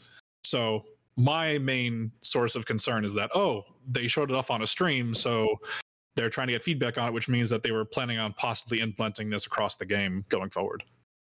right. Yeah, that does put a bit of a issue when it comes to like, should we give feedback about this positively if the feedback translates to like, oh, this is now just universally thing because people said they kind of liked it. Like that would be bad, right? Because then we'd get King Atrax as an AI, and that would not be good. Or like for That launch, would just be so disheartening. It's like you get to like the final part of a raid, and it's this big climactic epic moment, and it's Jim the intern is the voice. Hey, what if Jim's a really good voice actor? King Atrax, fear me. And you get like that high ass I hold the power pitch. of life and death in my hands. Oh my god, I don't know if I would be able to. Like even some Lost Ark voice lines, I'm just like, really?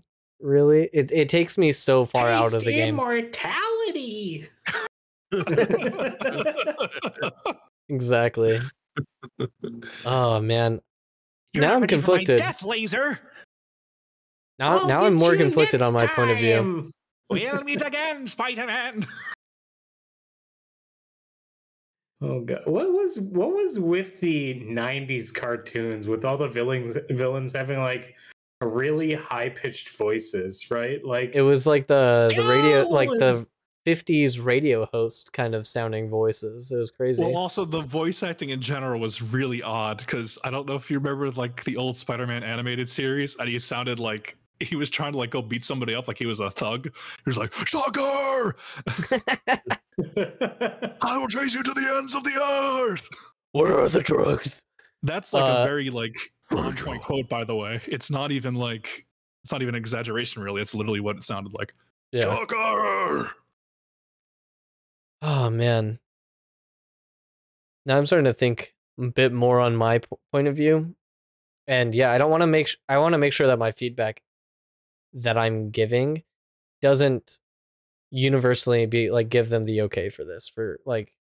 On one hand, sure, but on the other hand, like, I don't know. I think there's a certain extent where it's like you have to be able to give some level of feedback constructively if it is what they're trying to do, because at the end of the day, this is also their game that they're making. So if they've decided to go in that direction, I'd rather be able to say things like, yeah, well, the cadence is really off, or just like the connection, the transition between sentences is weird, or things like that, so that this way it gives them reasons not to do it, but it's also like if they're gonna do it, at least they'd improve upon it. I don't know. Right. So Big Water, I actually do think that's where it's going to go eventually. I mean, technology is always improving, so eventually AI will replace voice actors. It's sadly an inevitability of technology where people will pay voice actors still, but I think most companies, the AAA studios, will start going into AI heavy once the technology's there, which is the sad part about it.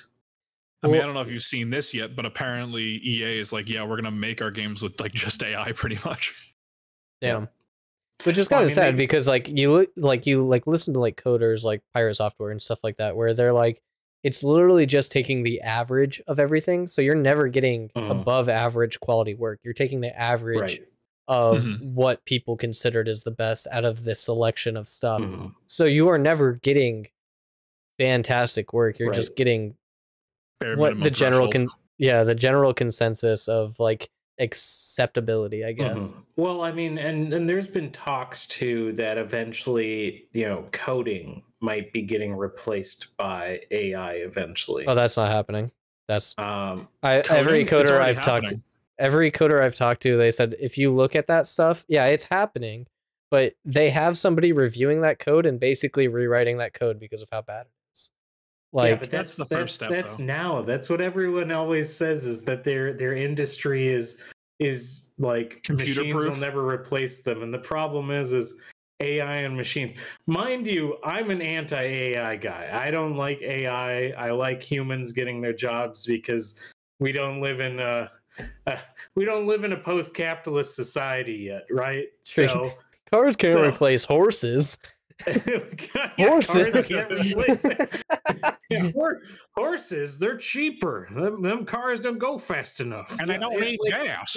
That's the thing. Is like eventually the technology will be there. It isn't there right now. It might not be there for a couple decades, but it will eventually get there if they keep working on the technology. Which I can bet you money that every single serious computer company right now is working towards AI. I mean, Google and Apple, all of them are working on their own AI right now. Microsoft has one. Microsoft, Amazon, all of them all have Google, AI in the works right now. So the fact is, it's not a if it will happen, it's a when it will happen. And this is me going, I totally am like a Skynet's bad type of guy. Like the only time I want there to ever be AI to run everything is once we can get into the Wall-E universe where we can cart around on our little go-go scooters, not having to worry about currency, and life's just, made up for us and we don't have to work anymore. That's the only time I want AI and machines running everything, is once we live in a society where, we can relax and not have to work anymore. Yeah. So, but we're nowhere near that yet. Yeah, and I think just like on that point too, there is something to be said, and I think Black Lotus said it really well, right? AI, as good as it'll get in some, well, and I honestly, in all cases, right? If you don't have like a real actor that's doing that without any AI at all, there's some level of soul you're gonna miss. Like one of the biggest things about World of Warcraft, even in the really what I thought wasn't necessarily the greatest expansion, Draenor, some of the most emotional scenes in that was voice actors giving it their all, telling a story. And it was like, I think even if the technology was good, if I replaced real voice actors doing their thing with an AI in those scenes, they wouldn't have been nearly as impactful to me as a player learning about the story. And I don't want as much as the industry is going this way, I don't want that to be lost. Because just as much as we like go in and watch actors and movies and TV shows and we get invested in those characters, right? It's the same way in games too. Like games where there's really good storytelling, you get invested in characters. If you think like games Mass Effect, imagine that with AI. It would have been a pile of burning garbage. It wouldn't have been as impactful as it was because you had actors doing a great job with those characters and making those characters come to life. Yeah, because a few years, and then they'll just have like you type in the ChatGPT, make sad orc cutscene, and it'll just make that. See, but here's the thing: we're no longer Ashes of the Gray. We're now the Gray future. Oh God! So my last point I'd like to make on this is, don't say that because I got something after that. Oh, really? Yeah. The thing is that computers can't do emotion yet, but once they're able to think, once they're able to feel, it's over. It's game over, man. Game over, man. Game over. Like the computers are taking over. That's like everyone's debate, right? Is that the soul is not there, but soon as the science is there to make artificial intelligence actually artificial intelligence, not a copy and paste Google search machine, basically. Once it's an actual AI that thinks and All right, let's talk about our generation of technology, not fucking 2 centuries away. Man? What are you talking about? We were supposed to be on the Mars by now. I don't. It's not happening in my generation. I promise you. Talk about how far it's come since then. Let's talk about my generation. Literally, in the time Daedalus has been alive, computers went from like not big existing clunky machines to like now I have a now I have a cell phone that's as Why you gotta do Daedalus like that, bro? Like what the fuck? Damn, dude, I know I have a little gray in my beard, but I'm not fucking Father Time over here. Jesus. You didn't wake up in the morning and send a telegram? Daedalus has a few more years than me. No, it was a pigeon. It was a pigeon. Okay.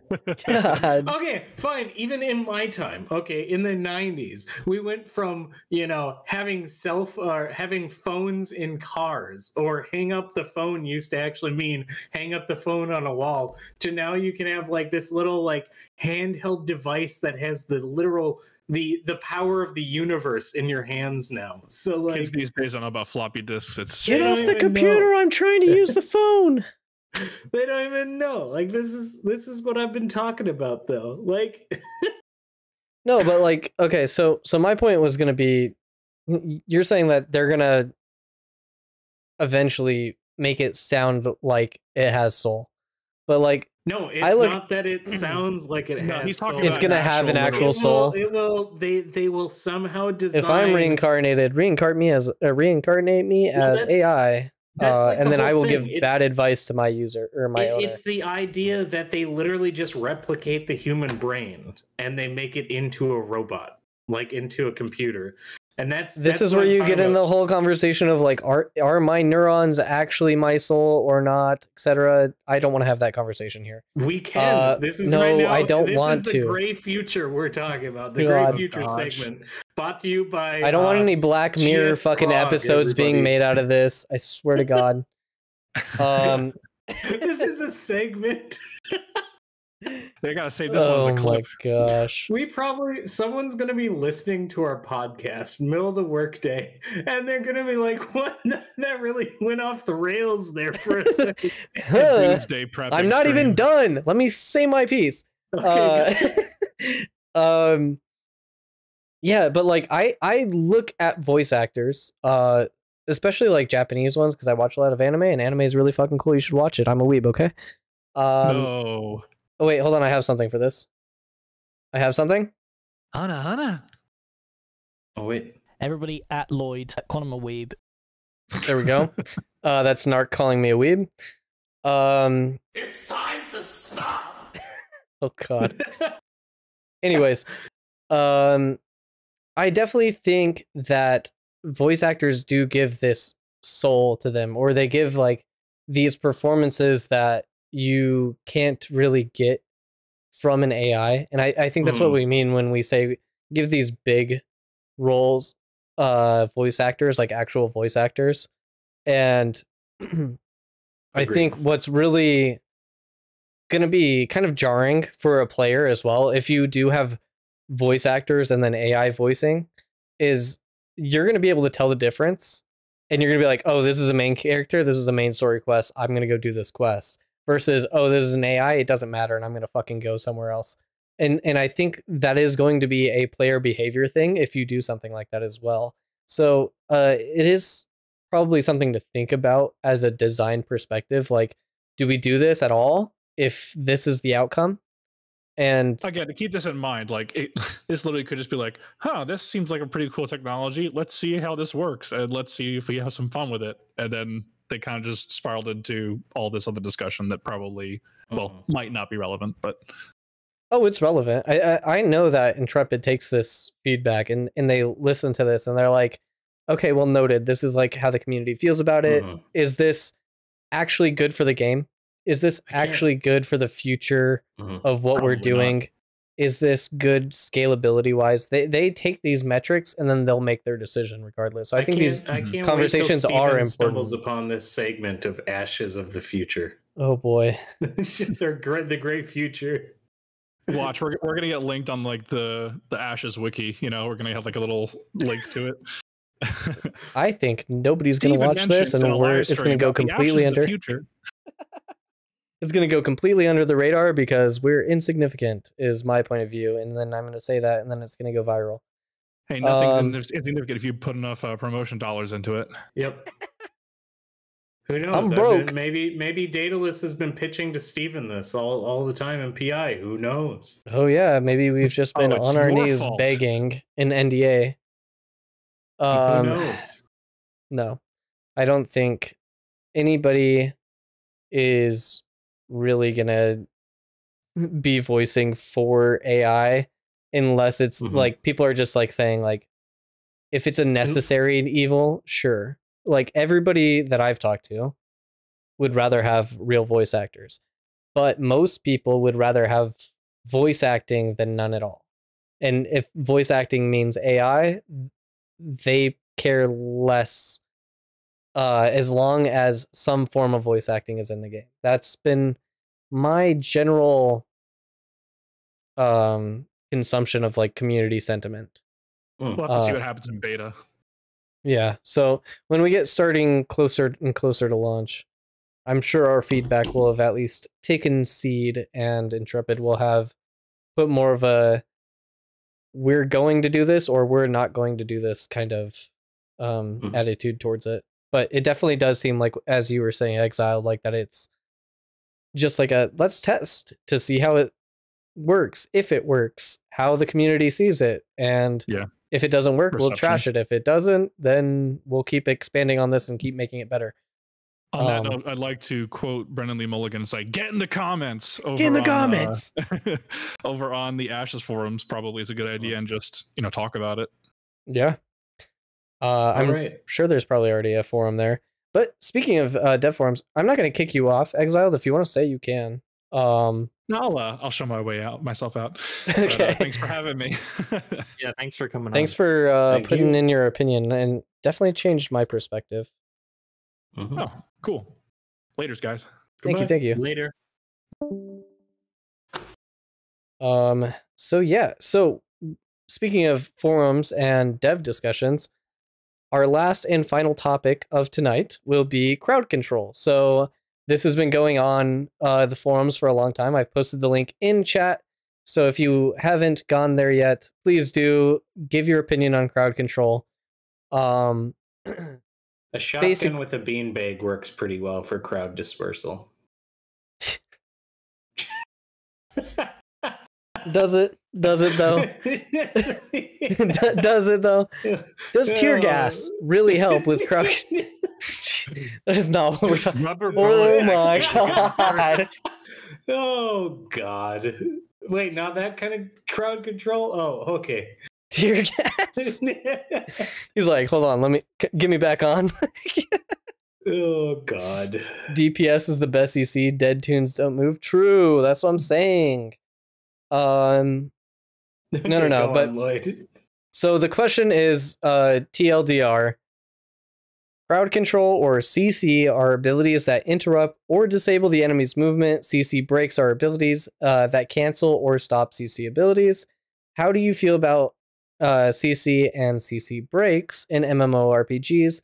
And we do have to distinguish, there is a difference between hard CC and soft CC. So hard CC is like any like stuns, anything that like stops your character from movement, like loss of control of your character.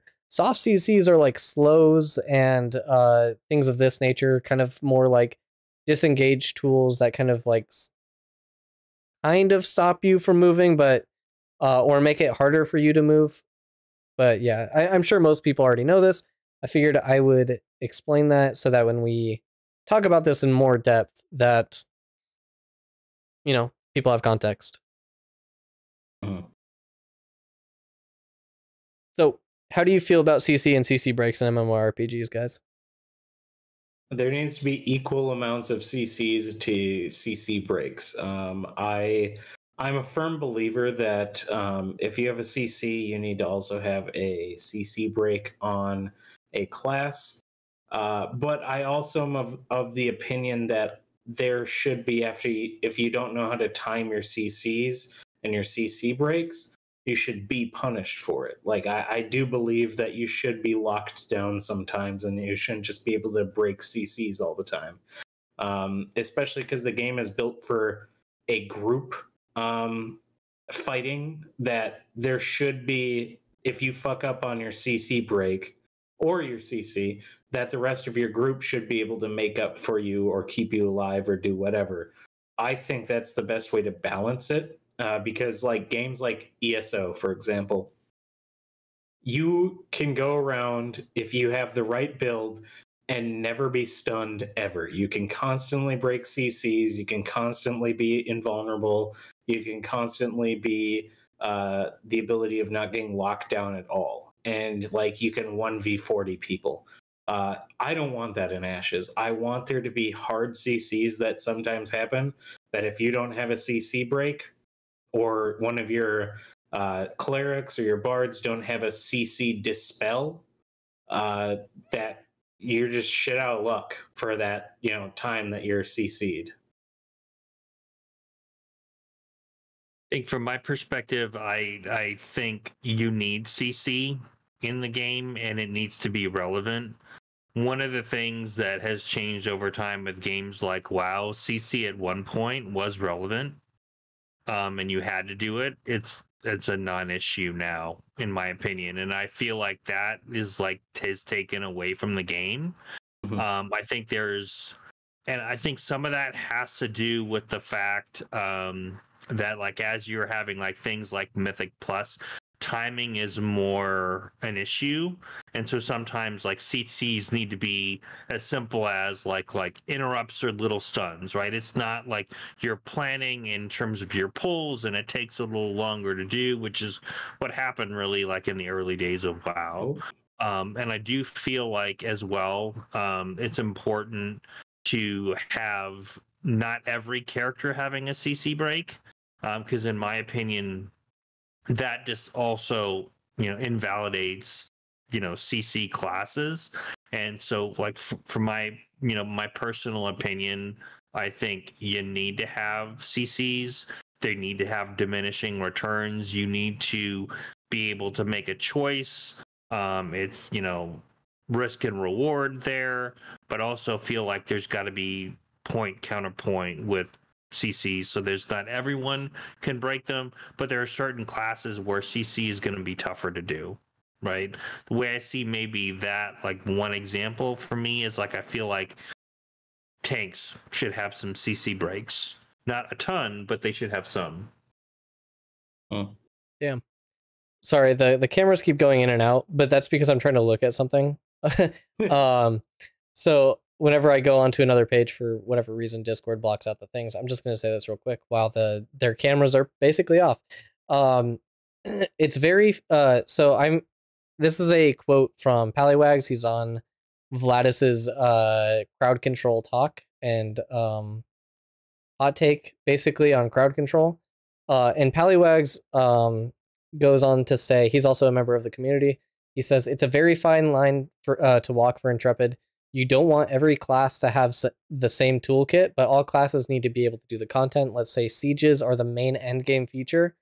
If there's a class that doesn't contribute much to sieges, then there won't be a lot of people playing that class. Look at Mythic Plus right now in WoW. There are so many interrupts and poison dispels that are required for these dungeons, and priests don't have the toolkit to deal with it, so people are just playing other classes. You can't give priests those abilities because then they will have everything, and that's a terrible endgame loop design on Blizzard's part. PvP is a totally different ballgame in WoW, so it could be fixed, and Ashes PvP and PvE will be happening at the same time, so I'll be interested to see how they do it, etc., etc., etc. I really think that in itself, and I want to say, I think that is a really good comment from Pallywags, is that every archetype, every class should have the tools, but maybe not spec'd into it, or like it takes something away from your choice to be able to spec into something like that. That could, because everybody wants to play their class and they don't want their class to feel like dog shit, right? Or they don't want to make it useless for some points of for content, so you're never getting played your character for Firebrand because your class doesn't do anything versus Firebrand, right? So like being able to make that choice and have that choice, I think is really, really important. The other thing that I just don't like about crowd control is diminishing returns. And mostly because, well, I mean, I do like diminishing returns, but here, let me explain a little bit. I don't like diminishing returns that I can't see. So like in WoW, you have to have an add-on to be able to tell, oh, when's the next time that I can use my stun, because for the next 8 to 12 seconds, I have a 30% diminishing return on my stun, so therefore it's not the most efficient time to use my stun. And I hate that. I think that's really fucking bad. And honestly, with the scalability of Ashes of Creation, where we are going to have at least 40v40 fights, if not 250 versus 250 fights, where there's going to be a lot of crowd control. And like you get into that point where it's like League is only a 5v5 game, right? And any type of PvP, crowd control is king, right? So when you're looking at the scalability of PvP and PvX, what mobs can I CC? What players can I CC? What do I need to have for diminishing returns on either of those? How visible is that? Like, do I know if my stun is going to be at 50% diminishing returns for the next 4 seconds or not? Do I have a visual indicator of that? Do I need an add-on for that? Obviously, there's no add-ons in Ashes of Creation, so like, I think it's a really tough thing for Intrepid to really tackle when they start thinking about like the scalability of like these fights and how crowd control is interacted. I think from what I've seen on like the Node Wars and stuff like that so far, it's pretty good. I do think there are situations where you can just get CC'd to death, and even with diminishing returns, it's probably not good. I mean, there's things like Lost Ark where you have super armor, where you have immunity to CC for a time being, but like the other part of the time that you're playing, you're just perma CC'd because that's all it is in PvP. So I don't know. I think it's a really tough thing for people to like. I think it's really tough for us to say like, yeah, just add diminishing returns. Like how? Right. I think it's really hard for us to give that feedback and just be like, just do this, because there's so many things that interact with this system, and the scalability of it makes it very, very difficult from a developer point of view. Yeah, I see what you're saying, Lloyd. I think, and I think intentionally they've also made it more complex with the fact that you have certain types of CCs that interact with others to get a greater effect. So there's a lot more strategy involved in doing a CC and doing it in the right timing, which I think is a good thing, right? But it also predicates communication and a good UI to communicate that. I think that's really good, by the way. Yeah. Yeah, and I think the main crux of the challenge with WoW is essentially that their UI, base UI, is pretty terrible. And there's a lot of things now. Granted, in some cases, add-ons have so simplified the game in a sense that you need to make the encounters have more complex mechanics to combat the fact that you have like a UI add-on for just about everything, right? And I feel like they've kind of had a symbiotic relationship there where you have like, okay, interrupt here, CC here, do this here, right? I mean, all of that is like how I feel like WoW's game design has evolved over time. So I think one of the things that Intrepid needs to really think about when they exist is exactly what you're saying, is how do you indicate to players that somebody is not CCable for a time, right? How do you indicate that, how do you indicate what's required in a fight in terms of CC? And I think one more comment. The other thing that you mentioned was utility, and the comment around, well, some classes are irrelevant when it comes to CC because they just don't have the toolkit. In my opinion, like what's the real problem there is you don't have a need with with that is you don't have a need for every class, and that's something that I hope that Intrepid really does nail well, because I have found in other games there are certain classes that just people don't take to raids because they're not useful.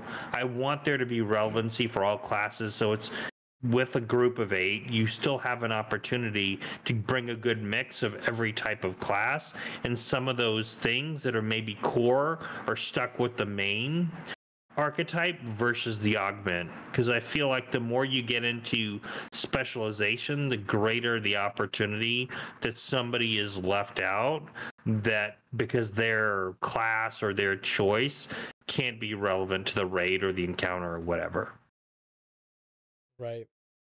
And Pockets was like saying like his number one issue with the current cleric that he's seen is the lack of like creating a gap or mobility. And it seems like the only mobile skill that the cleric has is the Wings of Salvation, which requires an ally. And so, yeah, it is pretty difficult for like some classes to do certain things. And I do think if you are going to have some sort of utility, it has to come with like a cost. Like, yeah, sure, every archetype has the base ability to do this, but at what cost? Do I put in a skill point? Do I have to put in 3 skill points for this thing? Like, I think that's kind of like you make player choice change like their play style.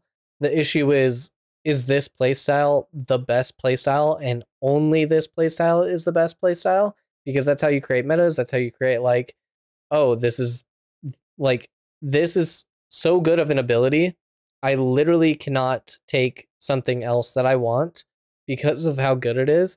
And I don't know if I like that design. I know a lot of that is going to be hard. It's going to be hard to avoid because, yeah, there are certain things that are just so good, which is like CC, mobility, and you have like any sort of like gap closer.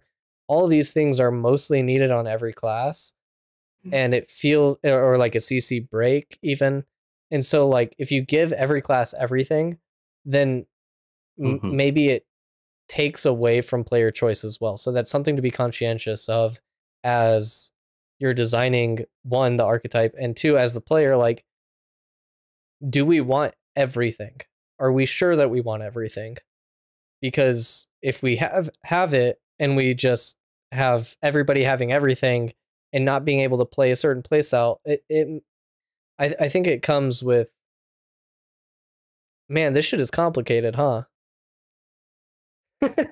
Yeah, I think though when it comes down to it is to give players the choice. I really do like the specking trees. I like, just like how guilds are going to have to choose between different buffs or more members and stuff. Give it to the classes. Let people spec in, choose how they want to build their class. I know it's getting tie. It is sleepy. I think it is one of those. It's if you give players the ability to build classes how they want, you are far more likely to get buy-in, I think, because then people can make the class exactly to their play style and what they're looking for.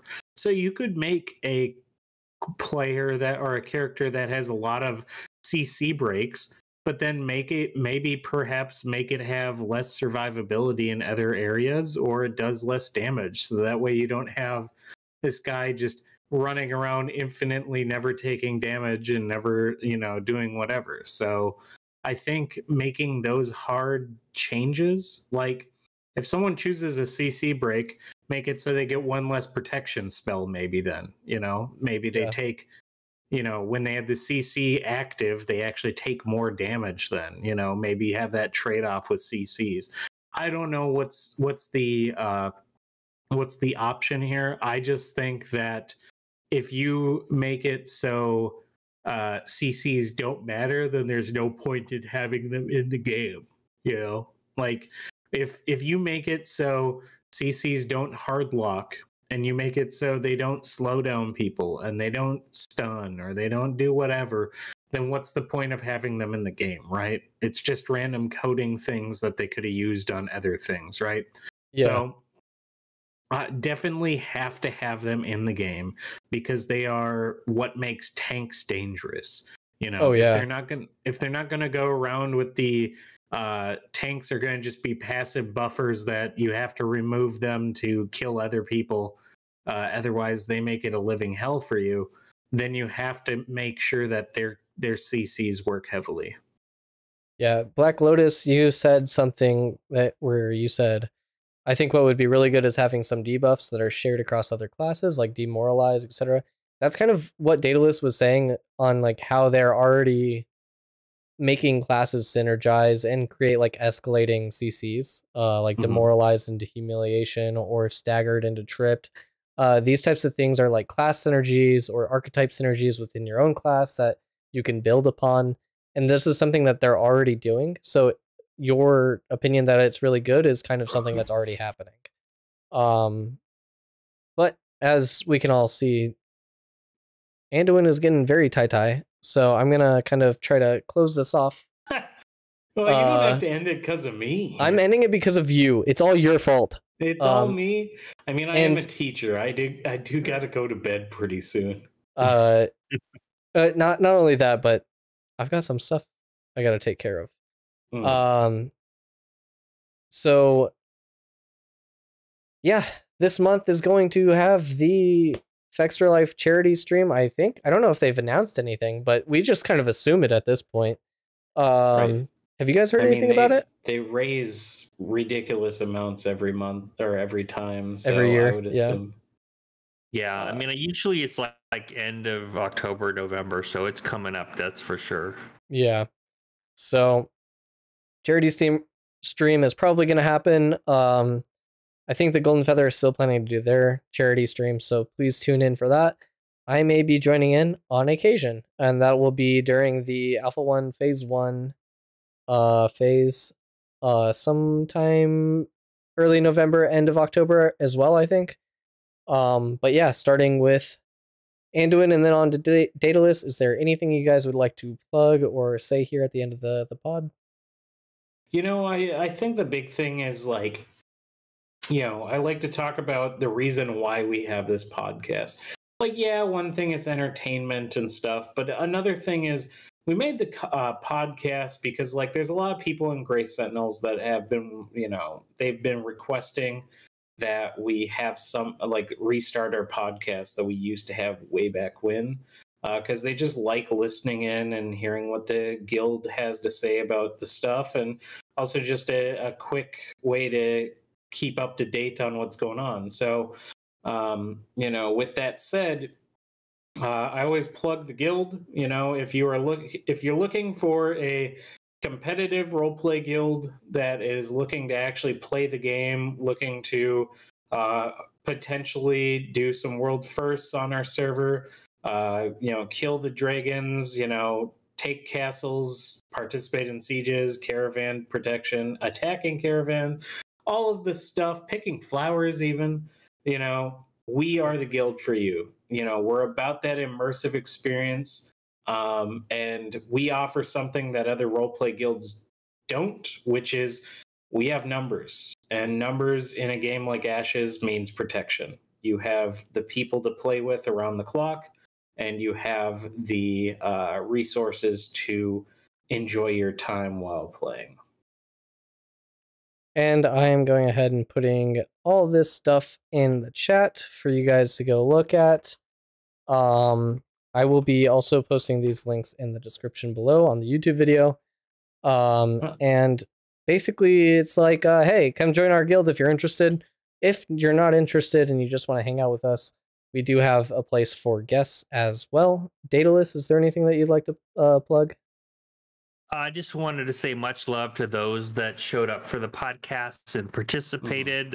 You make this like even more fun than it already is. So thank you everyone for participating. And I will just say, as more things come out with Ashes, make sure you're on the forums, you're giving feedback. Feedback can only help the game improve. So just make sure you're doing that. And thank you guys once again. It was a great podcast. Enjoyed it as usual. Same here. Lloyd, I got one more thing. We also are going to be having our spin-off podcast called The Gray Future. Look for it, watch for it. No, I'm joking. We're not doing that. But Lloyd's like, no, please, dear God, no. Just save me. Save me. The Lloyd's over here like, I just want to make more content. And I'm like, but here's more content. Please, no. Yeah, here, keep making Gray Sentinel content instead of your own content, which is what I've been doing. So yeah, I've been pretty lazy on my end. I need to step it up, but hopefully when I'm streaming a bit more, October 25th and beyond, I don't have to worry about making that much content. So expect a lazy video coming up from me. Other than that, we'll see you pretty much next time, which is the first Sunday of the month, which in November will be November 3rd. It will be after Halloween. We will have our sort of Friendsgiving type of thing / I don't know, like everybody here is from America. So like if you don't have Friendsgiving, sucks for you, I guess. I like to eat a lot. But that should be just about everything. Are we here. just gonna eat turkey legs on stream in front of everyone? Oh, that would be sick. Bring your turkey leg. Just eating, talking while eating in the most. Anyway, guys, you ever had this before? What do you think about this in the game? Lloyd can be the crazy uncle that's talking about conspiracy theories. You see, Ashes doesn't actually exist. It's a pyramid scheme, Just Does the Sand Squall Desert exist? We'll never know. Oh my god. With that, it should be just about everything. We're gonna rise again from the ashes of the gray the first Sunday of next month. So if you have any questions or topics that you'd like us to discuss, please feel free to join my Discord or the Gray Sentinels Discord and send us in your thoughts or whatever, DM us, whatever, we don't care. And we'll just talk about whatever. Once again, thank you all for coming. Stay golden and righteous. And as always, we'll see you on the next Sunday of the... Oh my god. I was doing so good, I promise. We'll see you on the first Sunday of next month. I am fantastic at what I'm doing and my job, and so I'm gonna find somebody to raid while we go into the outro. Thanks, guys. Thank you for coming. Say bye, guys. Say bye. Goodbye. Bye. Goodbye. Goodbye, guys.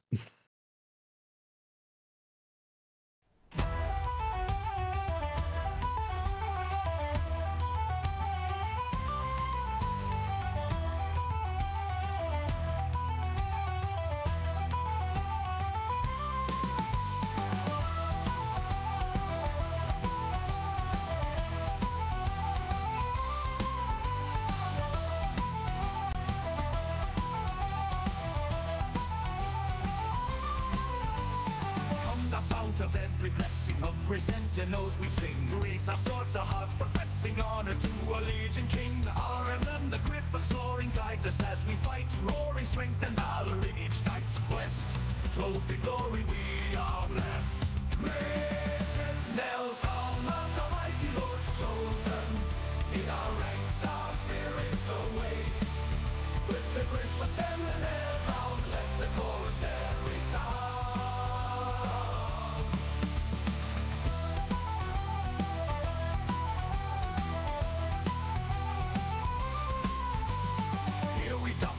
Our swords and duty, bound by honor, bound by grace, fighting steadfast and true. In the world of Vera, sacred place, led by our Lord Anduin, came on under the griffin's sharp gaze. We stand in battle for our valor proven, a righteous missionary moving. Teach us, griffin ever soaring, all truth, no matter the cost, guiding our blades, our hearts exploring.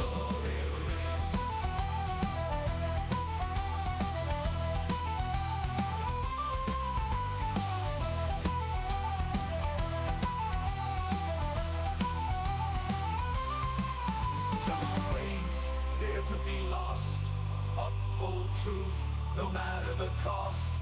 Raise our swords, our hearts professing honor to our liege and king. In battle fought our valor proven, a righteous missionary moving, with the Griffins emblem